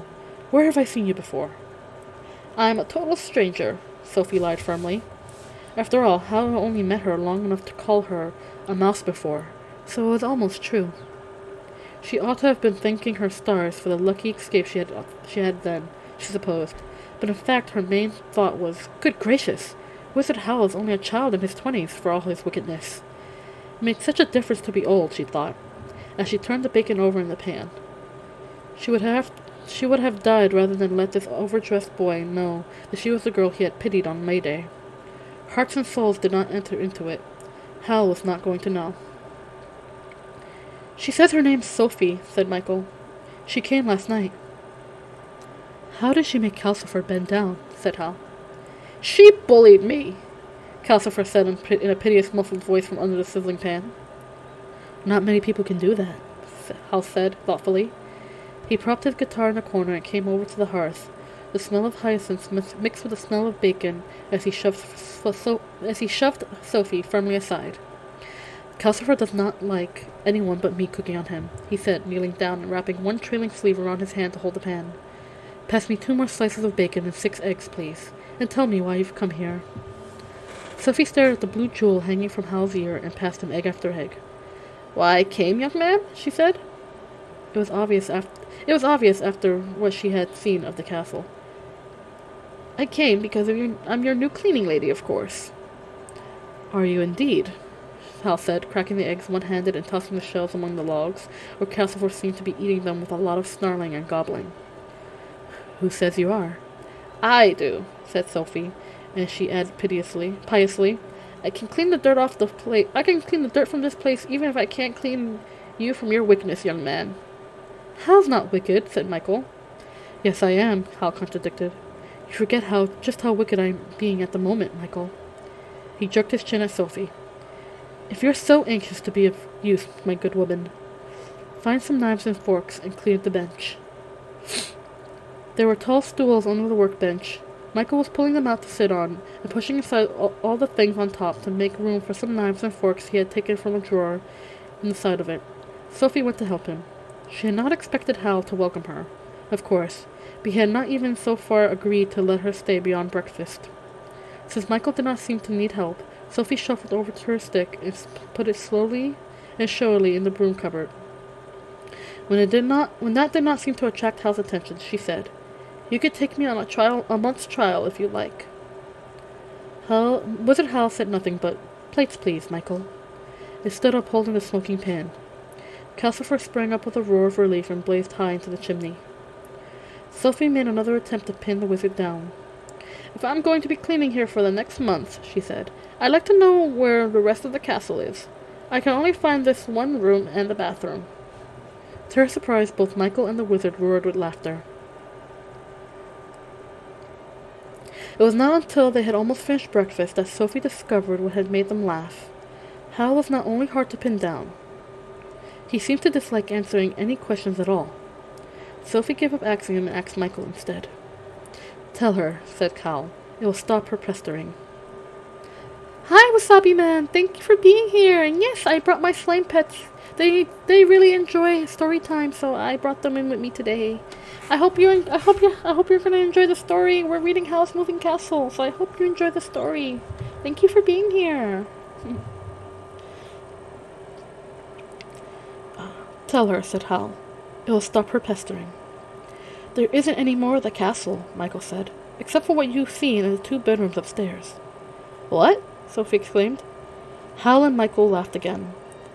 Howl and Calcifer invented the castle, Michael explained, and Calcifer keeps it going. The inside of it is just really Howl's old house in Port Haven, which is only the real part. But Port Haven is miles down near the sea, said Sophie. I call that too bad. What do you mean by having this great ugly castle rushing about in the hills and frightening everyone in Market Chipping to death? Howl shrugged. What an unspoken old woman you are. I've reached that stage in my career where I need to impress everyone with my power and wickedness. I can't have the king thinking well of me. And last year I offended someone very powerful and I need to keep out of their way. It seemed a funny way to avoid someone, but Sophie supposed wizards had different standards from ordinary people. And she shortly discovered that the castle had other peculiarities. They had finished eating, and Michael was piling the plates in the slimy sink beside the workbench when there came a loud, low, hollow knocking at the door. Calcifer blazed up. Kingsbury door! Howl, who was on his way to the bathroom, went to the door instead.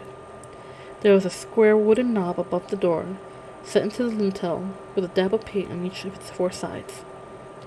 At that moment there was a green blob on the side that was at the bottom, but Hal turned the knobs round so that it had a red blob downward before he opened the door.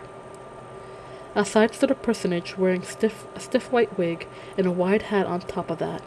He was clothed in scarlet and purple and gold, and he held up a little staff decorated with ribbons like an infant maypole. He bowed. Scents of cloves and orange blossoms blew into the room. "His Majesty the King presents his compliments and sends payment for 2,000 pairs of 7-league boots," this person said. Behind him, Sophie had glimpses of a coach waiting in the street full of sumptuous houses, covered with painted carvings, and towers and spires and domes beyond that, of a splendor she had barely before imagined. She was sorry it took so little time for the person at the door to hand over a long, silken, chinking purse, and for Hal to take the purse, bow back, and shut the door. Hal returned to the square knob back so that the green blob was downward again, and stowed the long purse in his pocket. Sophie saw Michael's eyes follow the purse in an urgent, worried way. Hal went straight to the bathroom then, calling out, "I need hot water in here, Calcifer," and he was gone for a long, long time. "Adrian, hi, welcome. Yes, the stream is now working. I am so sorry I had to start an hour later, but trying to start on time, everything broke and everything was bad, but I'm so glad now everything is working.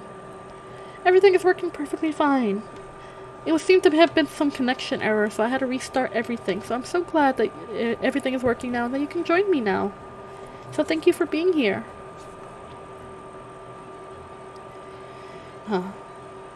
Sophie could not restrain her curiosity. "Whoever was that at the door?" she asked Michael. "Or do I mean wherever?" That door gives on Kingsbury," Michael said, "where the king lives. I think that man was the Chancellor's clerk.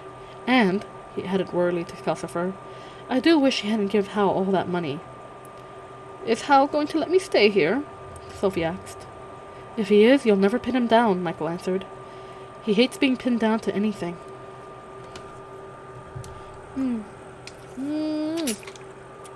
Needed hydration. Let's see. Chapter 5. Which is far too full of washing. The only thing to do, Sophie decided, was to show Hal that she was an excellent cleaning lady, a real treasure. She tied an old rag around her wispy white hair. She rolled up the sleeves of her skinny old arms, and wrapped an old tablecloth from the broom cupboard around her as an apron. It was rather a relief to think there were only 4 rooms to clean instead of a whole castle. She grabbed up a bucket and besom and got to work. "What are you doing?" cried Michael and Calcifer in a horrified chorus.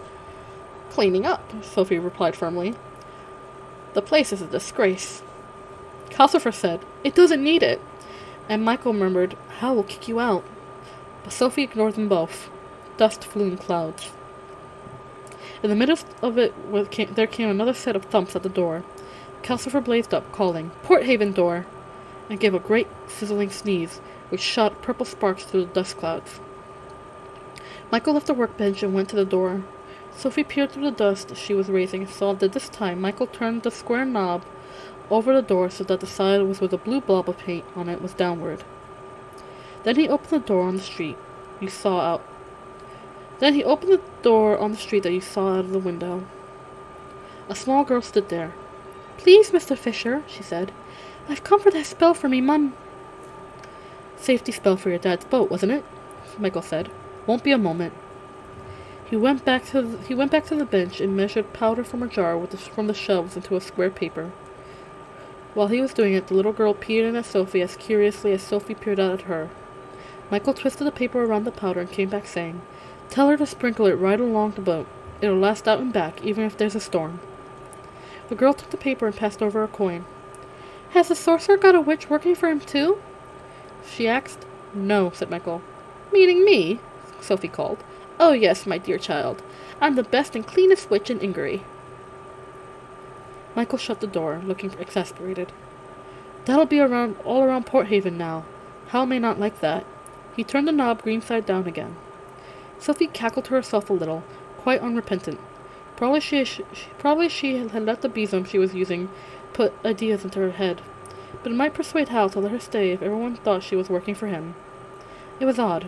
As a girl, Sophie would have shriveled with embarrassment at the way she was behaving. As an old woman, however, she did not mind what she had did or said. She found that a great relief.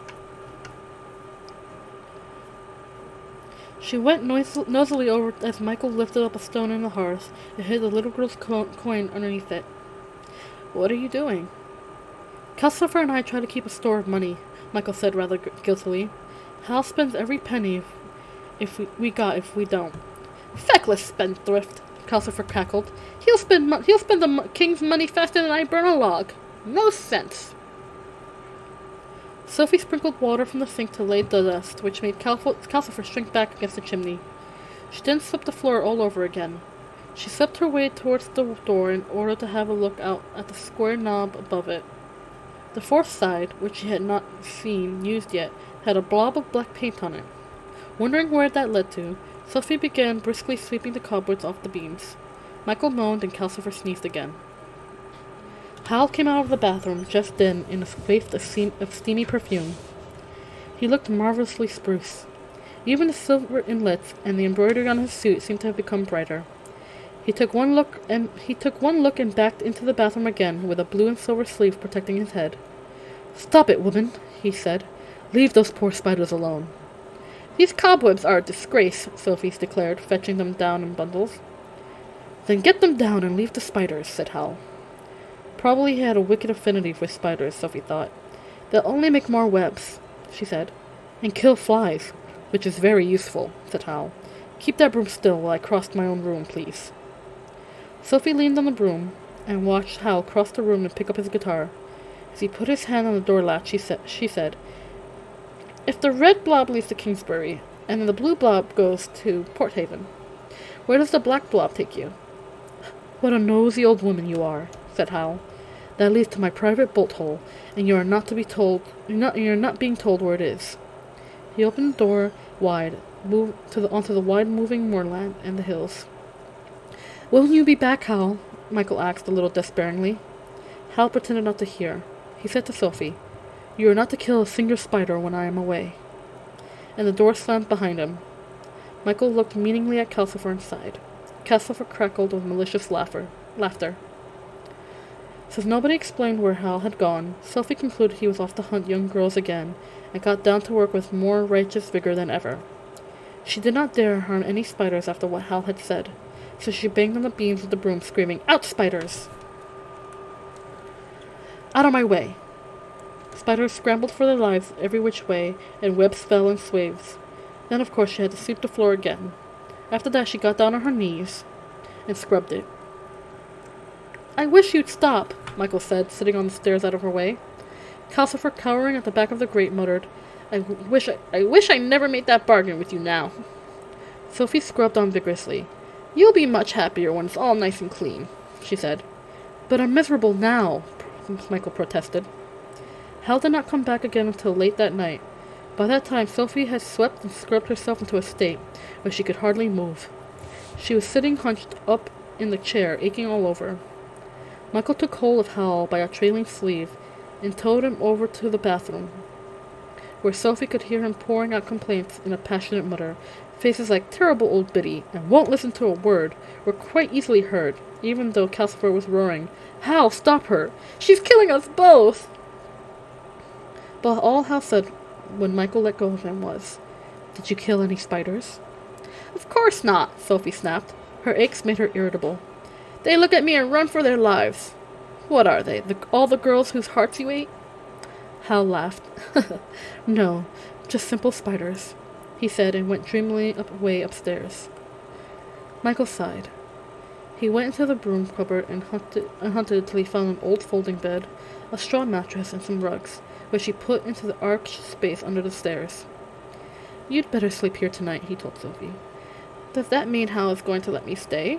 Sophie asked. "I don't know," Michael said irritably. "Hal never commits himself to anything. I was here 6 months before he seemed to notice that I was living here and made me his apprentice. I just thought a bed would be better than a chair." "Then thank you very much," Sophie said gratefully. The bed was indeed more comfortable than a chair, and when Calcifer complained he was hungry in the night, it was an easy matter for Sophie to creak her way out and give him another log. In the days that followed, Sophie cleaned her way remorselessly through the castle. She really enjoyed herself, telling herself that she was looking for clues, She washed the windows, she cleaned out the oozing sink, and she made Michael clear out everything off the workbench and the shelves so she could scrub them. She had everything out of the cupboards and down from the beams, and cleaned those too. The human skull, she fancied, began to look as long-suffering as Michael.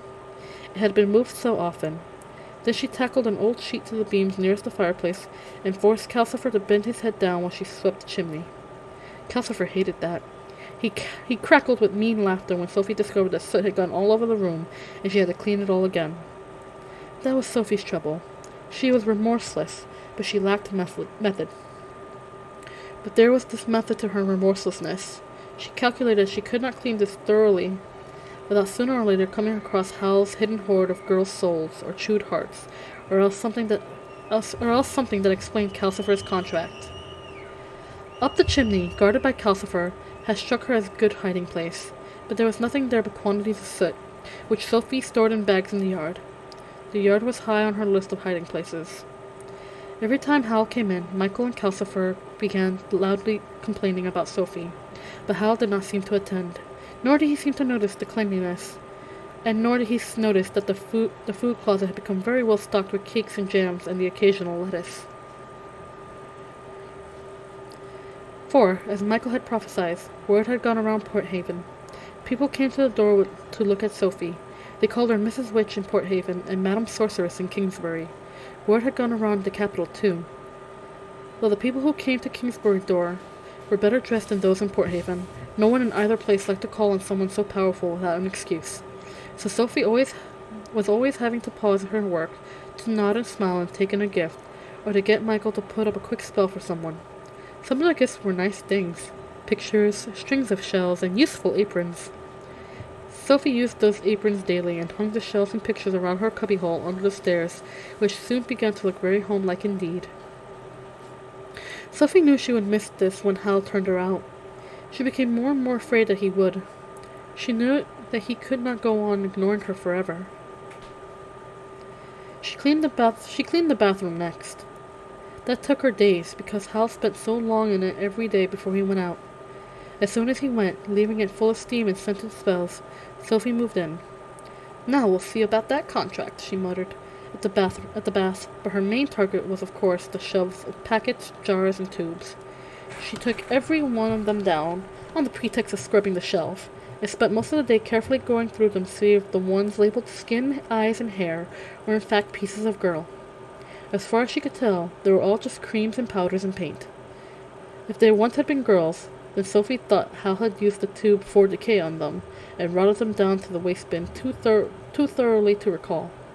But she hoped that there were only cosmetics in the packets. She put the things back on the shelves and scrubbed. That night, as she sat aching in the chair, Calcifer grumbled that he had drained one hot spring dry for her. "Where are these hot springs?" Sophie asked. She was curious about everything these days. "Under the Port Haven marshes, mostly," Calcifer said.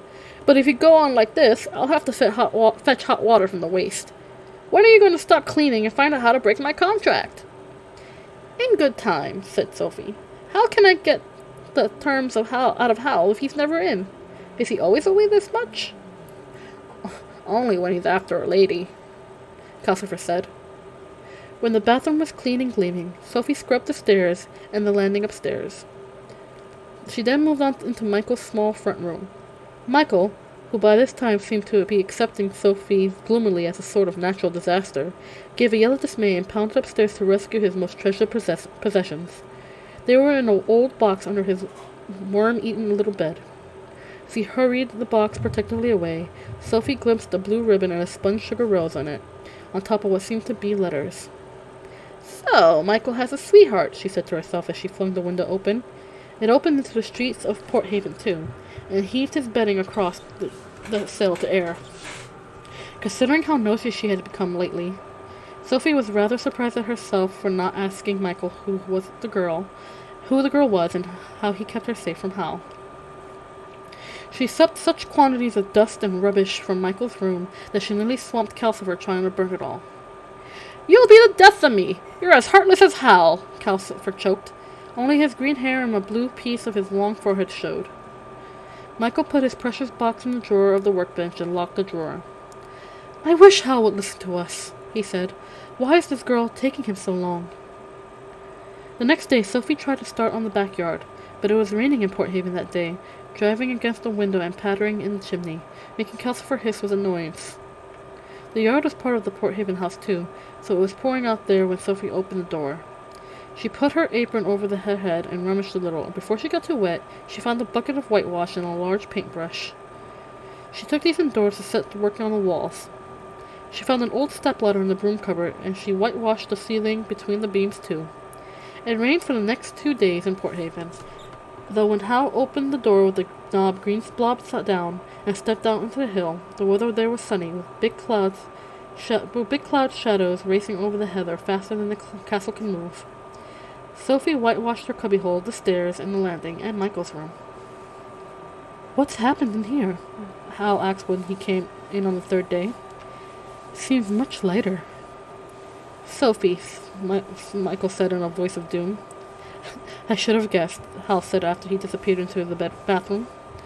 "He's noticed," he whispered to Calcifer. "The girl must be giving in at last." It was still drizzling in Port Haven the next day. Sophie tied on her headcloth, rolled up her sleeves, and girded on her apron. She collected her besom, her bucket, and her soap, and as soon as Hal was out the door, she set off like an elderly avenging angel to clean Hal's bedroom. She had left that until last for fear of what she may find. She had not even dared to peep into it, and that was silly, she thought as she hobbled up the stairs.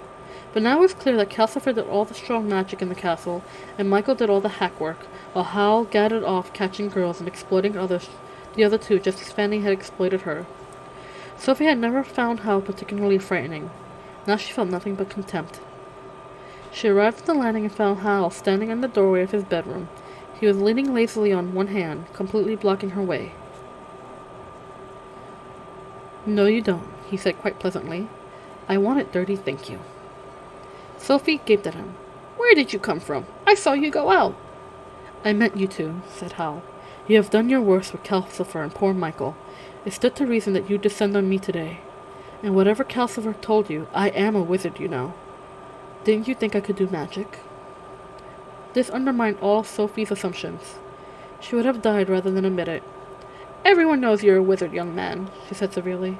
"But that doesn't alter the fact that your castle is the dirtiest place I've ever been in." She looked into the room past Hal's dangling blue and silver sleeve. The carpet on the floor was littered like a bird's nest. She glimpsed peeling walls and a shelf full of books, some of them very queer-looking.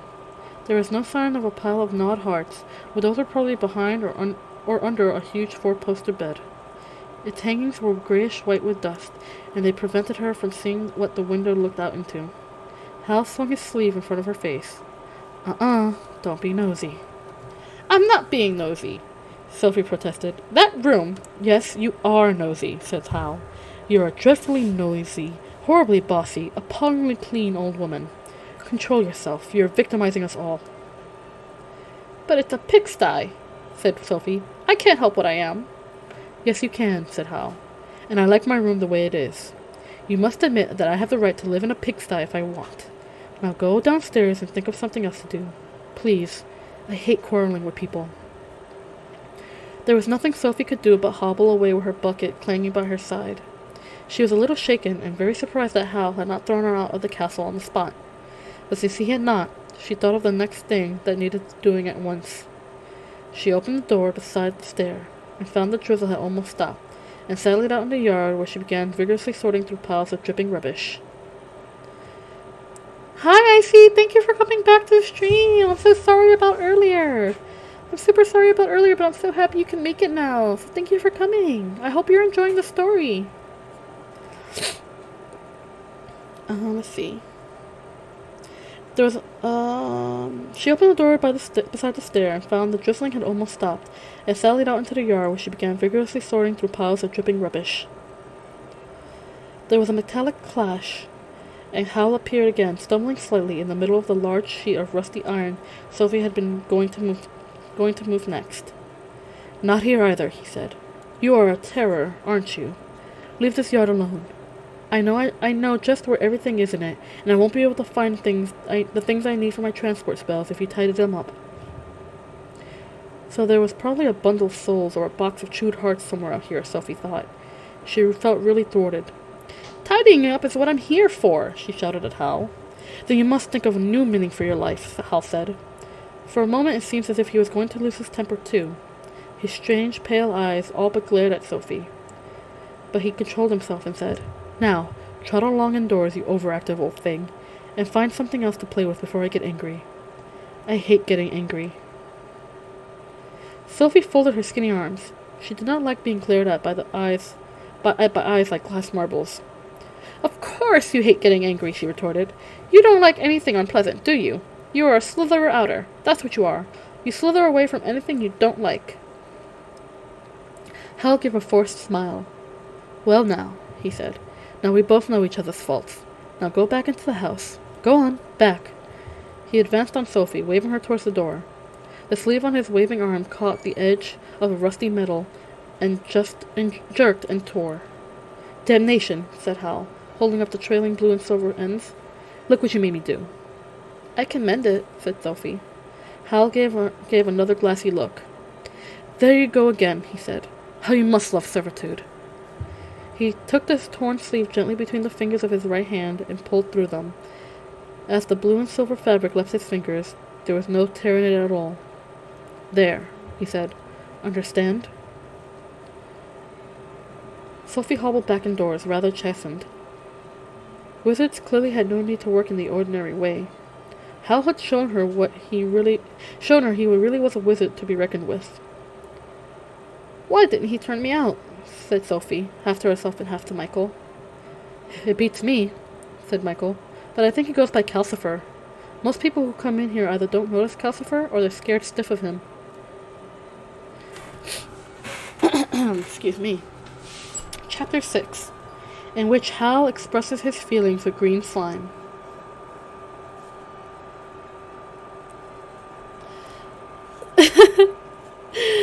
Hello, welcome! Welcome, Nakamimi Oni-chan! How are you doing today? I'm doing very well. Thank you for coming to my reading stream. We're just having a nice chill reading stream reading Howl's Moving Castle. I hope you're enjoying it. Let's see. Hal did not go out that day, nor for the next few days. Sophie sat quietly in the chair by the hearth, keeping out of his way and thinking. She saw that, as much as Hal deserved it, she had been taking out her feelings on the castle when she was really angry with the Witch of the Waste. And she was a little upset at the thought that she was here on false pretenses. Hal might think Calcifer liked her, but Sophie knew Calcifer had simply seized on the chance to make a bargain with her. Sophie rather thought that she had let Calcifer down. This state of mind did not last. Sophie discovered a pile of Michael's clothes that needed mending. She fetched out thimble, scissors, and thread from her sewing pocket and set to work. By that evening she was cheerful enough to join in Calcifer's silly little song about saucepans. Happy in your work? Hal said sarcastically. I need more to do, Sophie said. My old suit needs mending if you have to feel busy, said Hal. This seemed to mean that Hal was no longer annoyed. Sophie was relieved. She had been almost frightened that morning. It was clear Hal had not yet caught the girl he was after. Sophie listened to Michael asking rather obvious questions about it, and Hal slithering neatly out of answering any of them. He is a slitherer outer, Sophie murmured into a pair of Michael's socks. Can't face his own wickedness. She watched Hal being restlessly busy in order to hide his discontent. That was something Sophie understood rather well. At the bench, Hal worked a good deal harder and faster than Michael, putting spells together in an expert but slapdash way. From the look on Michael's face, most of the spells were both unusual and hard to do, while Hal would leave a spell midway and dash up to his bedroom to look after something hidden, and no doubt sinister, growing up there, then shortly race out into the yard to tinker with a large spell out there. Sophie opened the door a crack and was rather amazed to see the elegant wizard kneeling in the mud with his long sleeves tied together behind his neck to keep them out of the way while he carefully heaved a tangle of greasy metal into a special framework of some kind. That spell was for the king. Another overdressed and scented messenger arrived with a letter and a long, long speech in which he wondered if Hal could possibly spare time no doubt valuably employed in other ways, to bend his powerful and ingenious mind to a small problem experienced by His Royal Majesty, to wit, how an army might get its heavy wagons through marsh and rough ground. Howl was wonderfully polite and long-winded in reply. He said no, but the messenger spoke for a further half-hour, and in the end of which he and Howl bowed to one another and Howl to agree to do the spell. "This is a bit ominous," he said to Michael, when the messenger had gone. Why does Solomon have to get himself lost in the waste for? The king seems to think I'll do it instead. He wasn't as inventive as you, by all accounts, said Michael. I'm too patient and too polite, Howl said gloomily. I should have overcharged him even more. Howl was equally patient and polite with customers from Port Haven, but as Michael anxiously pointed out, the trouble was that Howl did not charge these people enough. This was after Howl had listened for an hour to the reason why a seaman's wife could not pay him a penny yet, and then promised the sea captain a wind spell for almost nothing. Howl eluded Michael's arguments by giving him a magic lesson. Sophie sewed buttons on Michael's shirt and listened to Howl going through a spell with Michael. I know I'm slapdash, he was saying. There is no need for you to copy me. Always read it right through, carefully first. The shape should tell you a lot, whether it's self-fulfilling, or self-discovering, or simple incantation, or mixed action and speech. When you've decided that, go through again and decide which bits mean what they say, and which bits are but put as a puzzle. You're getting on to the more powerful kinds now. You'll find every spell of power has at least one deliberate mistake or mystery in it to prevent accidents. You have to spot those. Now take this spell. Listening to Michael's halting replies to Howl's questions, and watching Howl scribble remarks on the paper with a strange, everlasting quill pen, Sophie realized that she could learn a lot too. It dawned on her that if Martha could discover a spell to swap herself and Letty about at Mrs. Fairfax, then she ought to be able to do the same here. With a bit of luck, there might be no need to rely on Calcifer. When Howl was satisfied that Michael had forgotten all about how much or how little he charged people in Port Haven, he took him out into the yard to help with the king's spell. Sophie creaked to her feet and hobbled to the bench. The spell was clear enough, but Howl's scrawled remarks defeated her. I've never seen such handwriting, she grumbled to the human skull. Does he use a pen or a poker? She sorted eagerly through every scrap of paper on the bench, and examined the powders and liquids in crooked jars. Yes, let's admit it, she told the skull. I snoop. And I'll have my proper reward. I can find out how to cure foul pests and abate whooping cough, raise the wind, and remove hairs from the face. If Martha has found this lot, she'd still be at Mrs. Fairfax. Howl, it seemed to Sophie, went and examined all the things she had moved when he came in from the yard. There seemed to be only restlessness. He seemed not to know what to do with himself after that. Sophie heard him roving up and down during the night. He was only an hour in the bathroom the next morning. He seemed not to be able to contain himself while Michael put on his best plum velvet suit, ready to go to the palace in Kingsbury, and the two of them wrapped the bulky spell up in golden paper. The spell must have been surprisingly light for its size. Michael could carry it on his own easily with both arms wrapped around it. Howl turned the knob over the door, read down for him, and sent him out onto the street among the painted houses. They're expecting it, Howl said. You should only have to wait most of the morning. Tell them a child could work it. Show them, and when you come back, I'll have a spell of power for you to get to work on. So long. He shut the door and roved around the room again. My feet itch, he said suddenly. I'm going for a walk in the hills. Tell Michael the spell I promised him is on the bench, and here's for you to keep busy with. Sophie found the gray and scarlet suit, as fancy as the blue and silver one, dropped onto her lap from nowhere. Howl, meanwhile, picked up his guitar from its corner, turned the doorknob green side down, and stepped out among the scuttling heather above Market Chipping. His feet itch, grumbled Calcifer. There was a fog down in Port Haven. Calcifer was low among his logs, moving uneasily this way and that to avoid the drips in the chimney. How does he think I feel, stuck in a damp grate like this? Then you'll have to give me a hint at least of how to break your contract, Sophie said, shaking out the grey and scarlet suit. Goodness, you're a fine suit, even if you are a bit worn. Built to put in the girls, aren't you? I have given you a hint, Calcifer fizzed. Then you'll have to give it to me again. I didn't catch it, Sophie said as she laid the suit down and hobbled to the door. If I give you a hint and then tell you it's a hint, it will be information, and I'm not allowed to give that, said Calcifer. Where are you going? To do something I didn't dare do until they were both out, Sophie said. She twisted the square knob over the door until the black blob was pointed downwards. Then she opened the door. There was nothing outside. It was neither black nor gray nor white. It was not thick or transparent. It did not move. It had no smell or no feel.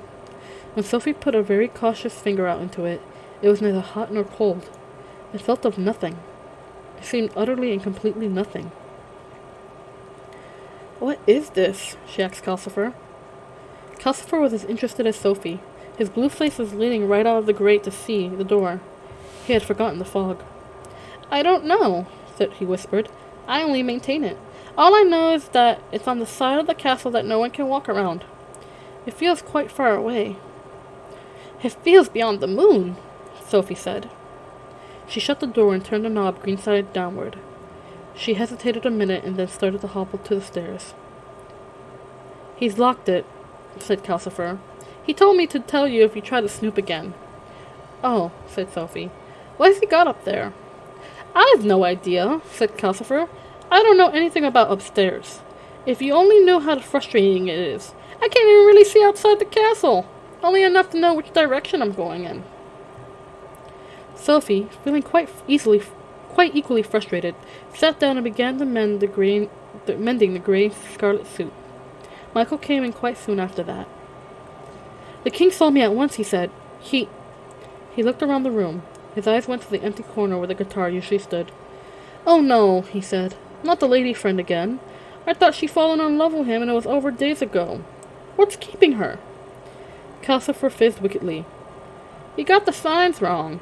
Heartless Howl is finding this lady rather tough. He decided to leave her alone for a few days to see if that would help. That's all. Bother, said Michael. That's bound to mean trouble. And here I was hoping Howl was almost sensible again. Sophie banged the suit down on her knees.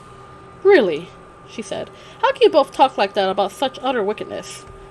At least I suppose that you can't blame Calcifer since he's an evil demon. But you, Michael! I don't think I'm evil, Calcifer protested. But I'm not calm about it if that's what you think, Michael said. If you knew the trouble we've had because Howl keeps falling in love like this. We've had lawsuits, and suitors with swords, and mothers with rolling pins, and fathers and uncles with cudgels, and aunts. Aunts are terrible. They'll go for you with hat pins. The worst is when the girl herself finds out where Howl lives and turns up at the door, crying and miserable. Howl goes through out the back door, and Calcifer and I have to deal with them all. I hate the unhappy ones, Calcifer said. They drip on me. I'd rather have them angry. Now, let's get this straight, Sophie said, clenching her fists knobbly in red satin. What does Howl do to these poor females? I was told he ate their hearts and took away their souls. Michael laughed uncomfortably. Then you must come from market chipping. Howl set me down there to blacken his name when we first set up the castle. I said that sort of thing. It's what aunts usually say. It's only true in a manner of speaking. Howl's very fickle, said Calcifer. He's only interested until the girl falls in love with him. Then he can't be bothered with her. But he can't rest until he's made her fall for. But he can't rest until he's made her love him, Michael said eagerly. You can't get any sense out of him until he has. I always look forward to the time when the girl falls for him. Things get better then. Until they track him down, said Calcifer. You'd think he'd have the sense to give them a false name, Sophie said scornfully. The scorn was to hide the fact that she was feeling somewhat foolish. Oh, he always does, Michael says. He loves giving false names and posing as things. He does it even when he's not courting girls. Have you noticed that he's Sorcerer Jenkins in Porthaven, and Wizard Pendragon in Kingsbury, as well as Horrible Howl in the castle? Sophie had not noticed, which made her feel even more foolish still, and feeling foolish made her angry. Well, I still think it's wicked, going around making poor girls unhappy. she said. It's heartless and pointless. He's made that way, said Calcifer. Michael pulled a three-legged stool up to the fire and sat on it while Sophie sewed, telling her of Howl's conquest and some of the trouble that had happened afterwards. Sophie muttered at the fine suit. She still felt foolish. So you ate hearts, did you, Suit? Why do aunts put things so oddly when they talk about their nieces? Probably fancied you themselves, my good Suit. How would you feel with a raging aunt after you, eh? As Michael told her the story of the particular aunt he had in mind, it occurred to Sophie that it was probably just as well the rumors of Howl had come to market shipping in those words. He could imagine a strong-minded girl like Letty otherwise getting very interested in Howl and ending up very unhappy. Michael had just suggested lunch, and Calcifer, as usual, had groaned when Howl flung the door open and came in, more discontent than ever. Something to eat, said Sophie. No, said Howl. Hot water in the bathroom, Calcifer. He stood moodily in the bathroom door a moment. Sophie, had you tidied these shelves of spells in here by any chance? Sophie felt more foolish than ever. Nothing would have possessed her to admit that she had gone through all those packets and jars looking for pieces of girl. I haven't touched a thing, she replied virtuously, as she went to get the frying pan. I hope you didn't, Michael said uneasily as the bathroom door slammed. Rinsings and gushings came from the bathroom while Sophie fried lunch. He's using a lot of hot water, Calcifer said from under the pan. I think he's tinting his hair. I hope you left the hair spells alone. For a plain man with mud-colored hair, he's terribly vain about his looks. Oh, shut up, snapped Sophie. I put everything back just where I found it. She was so cross that she emptied the pan of eggs and bacon over Calcifer. Calcifer, of course, ate them with enormous enthusiasm and much flaring and gobbling.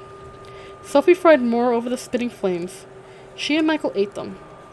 They were clearing away, and Calcifer was running his blue tongue around his purple lips, when the bathroom door crashed open and Hal shot out, wailing with despair. Look at this, he shouted. Look at it! What has this one-woman force of chaos done with these spells? Sophie and Michael whirled around and looked at Hal. His hair was wet, but apart from that, neither of them could see that it looked any different. If you mean me, Sophie began. I do mean you. Look! Hal shrieked. He sat down with a thump on the three-legged stool and jabbed his wet head with his finger. Look! Survey! Inspect! My hair is ruined. I look like a pan of bacon and eggs. Michael and Sophie bent nervously over Hal's head. It seemed the usual flaxen color right to the roots. The only difference might have been that a slight, very slight trace of red. Sophie found that agreeable. It reminded her a little of the color her own hair should have been. I think it's very nice, she said. Nice! Screamed Hal. You would. You did it on purpose. You couldn't rest until you made me miserable too. Look at it! It's ginger! I shall have to hide it until it grows out. He spread his arms out passionately. Despair! He yelled. Anguish! Horror!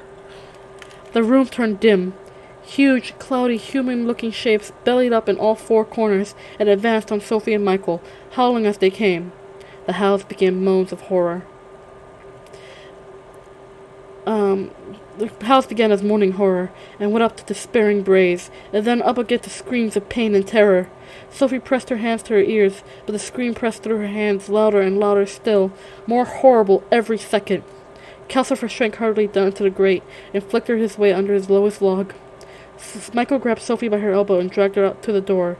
He spun the knob blue side down, kicking open the door, and got them both out onto the streets of Port Haven as fast as he could. The noise was almost horrible out there. Doors were opening all down the road, and people were running out with their hands over their ears. Ought we leave him alone in that state? Sophie quavered. Yes, said Michael. If he thinks it's your fault, then definitely. They hurried through the town, pursued by throbbing screams. Quite a crowd came with them. In spite of the fact that the fog had now become a seeping sea drizzle, everyone made for the harbor or the sands, where the noise seemed easier to bear. The grey vastness of the sea soaked it up a little. Everyone stood in damp huddles, looking out on the misty white horizon and the dripping ropes on the moored ships, while the noise became a gigantic, heartbroken sobbing. Sophie reflected that she was seeing the sea close for the first time in her life. It was a pity that she was not enjoying it more. The sobs died away to vast, miserable sighs and then to silence. People began cautiously to go back into town. Some of them came up timidly to Sophie. Is something wrong with the poor sorcerer, Mrs. Witch? He's a little unhappy today, said Michael. Come on, I think you can risk going back now. As they went along the stone quayside, several sailors called out anxiously from the moored ships, wanting to know if the noise meant storms or bad luck. Not at all, Sophie called back. It's all over now. But it was not. They came back to the wizard's house, which was an ordinary crooked little building from the outside that Sophie would not have recognized it if Michael had not been with her. Michael opened the shabby little door rather cautiously. Inside, Howl was still sitting on the stool. He sat in an attitude of utter despair, and he was covered all over in thick green slime. There were horrendous, dramatic, violent quantities of green slime, oodles of it. It covered Howl completely. It draped his head and shoulders in sticky dollops, heaping on his knees and hands, trickling in globs down his legs, and dripping off the stool in sticky strands. It was oozing ponds and crawling pools over most of the floor. Long fingers of it had crept into the hearth. It smelled vile. Save me! Christopher cried in a hoarse whisper. He was down to 2 desperately flickering small flames. This stuff's going to put me out! Sophie held up her skirt and marched near Howl as she could get, as near as Howl she can get, which is not very near. Stop it, she said. Stop it at once. You are behaving like a baby. Howl did not move or answer. His face stared from behind the slime, white and tragic and wide-eyed. What shall we do? Is he dead? Michael asked, jittering beside the door. Michael was a nice boy, Sophie thought, but a bit helpless in a crisis. No, of course he isn't, she said. And if it wasn't for Calcifer, he could behave like a jelly eel all day for all I care. Open the bathroom door.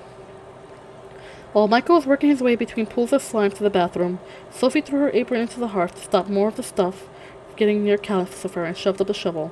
She scooped loads of the ash and dumped them into the biggest pools of slime. It hissed violently. The room filled with steam and smelled worse than ever.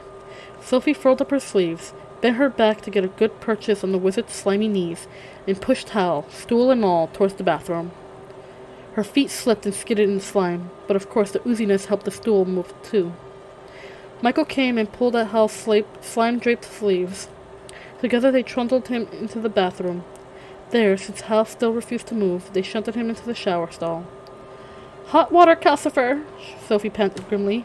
Very hot. It took an hour to wash the slime off Howl.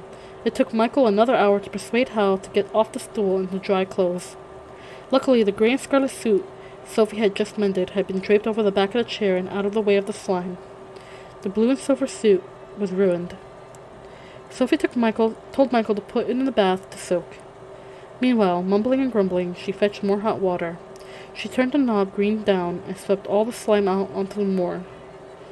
The castle left a trail like a snail in the heather, but it was an easy way to get rid of the slime. There were some advantages to living in a moving castle, Sophie thought, as she watched the floor. She wondered if Howl's noise had been coming from the castle too, in which case she pitied the folk of Market Chipping. By this time Sophie was tired and cross. She knew the green slime was Howl's revenge on her, and she was not at all prepared to be sympathetic when Michael finally led Howl forth from the bathroom, clothed in the grey and scarlet, and sat him tenderly in the chair by the hearth. That was just plain stupid, Calcifer sputtered. Were you trying to get rid of your best part of your magic or something? Howl took no notice. He just sat, looking tragic and shivering. I can't get him to speak, Michael whispered miserably. It's just a tantrum, Sophie said. Martha and Letty were good at having tantrums too. She knew how to deal with those. On the other hand, it was quite a risk to spank a wizard for getting hysterical about his hair. Anyway, Sophie's experience told her that tantrums are seldom about the thing they appear to be about. She made Calcifer move over so that she could balance a pan of milk on the logs. When it was warm, she thrust the mugful into Howl's hands. Drink it, she said. Now, what was all this fuss about? Is it this young lady you keep going to see? Howl sipped his milk dolefully. Yes, he said. I left her alone to see if that would make her remember me fondly, and it hasn't.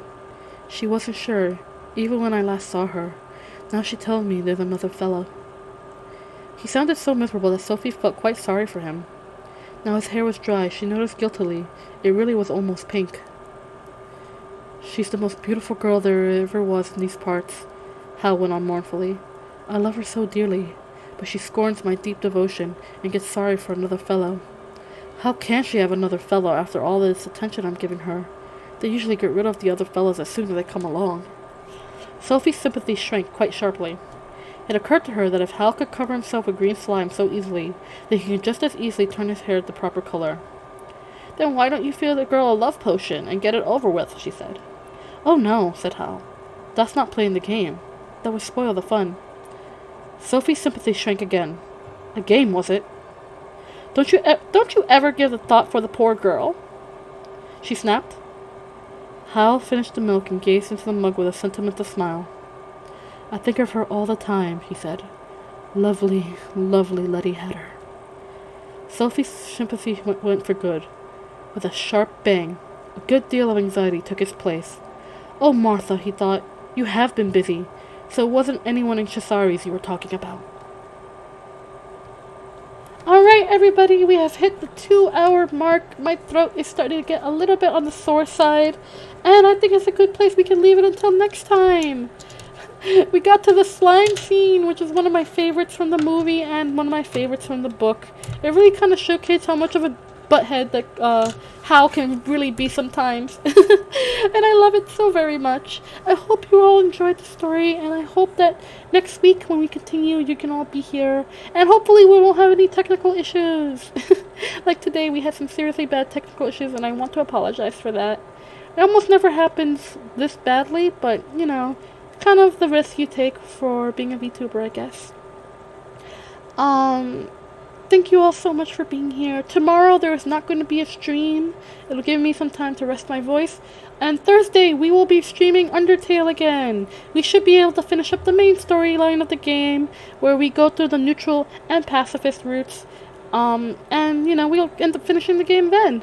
So yeah. I hope everyone has a wonderful day. I hope everyone has a wonderful Wednesday as well. And I will see you guys all on Thursday. I'm so excited to continue playing Undertale for you guys.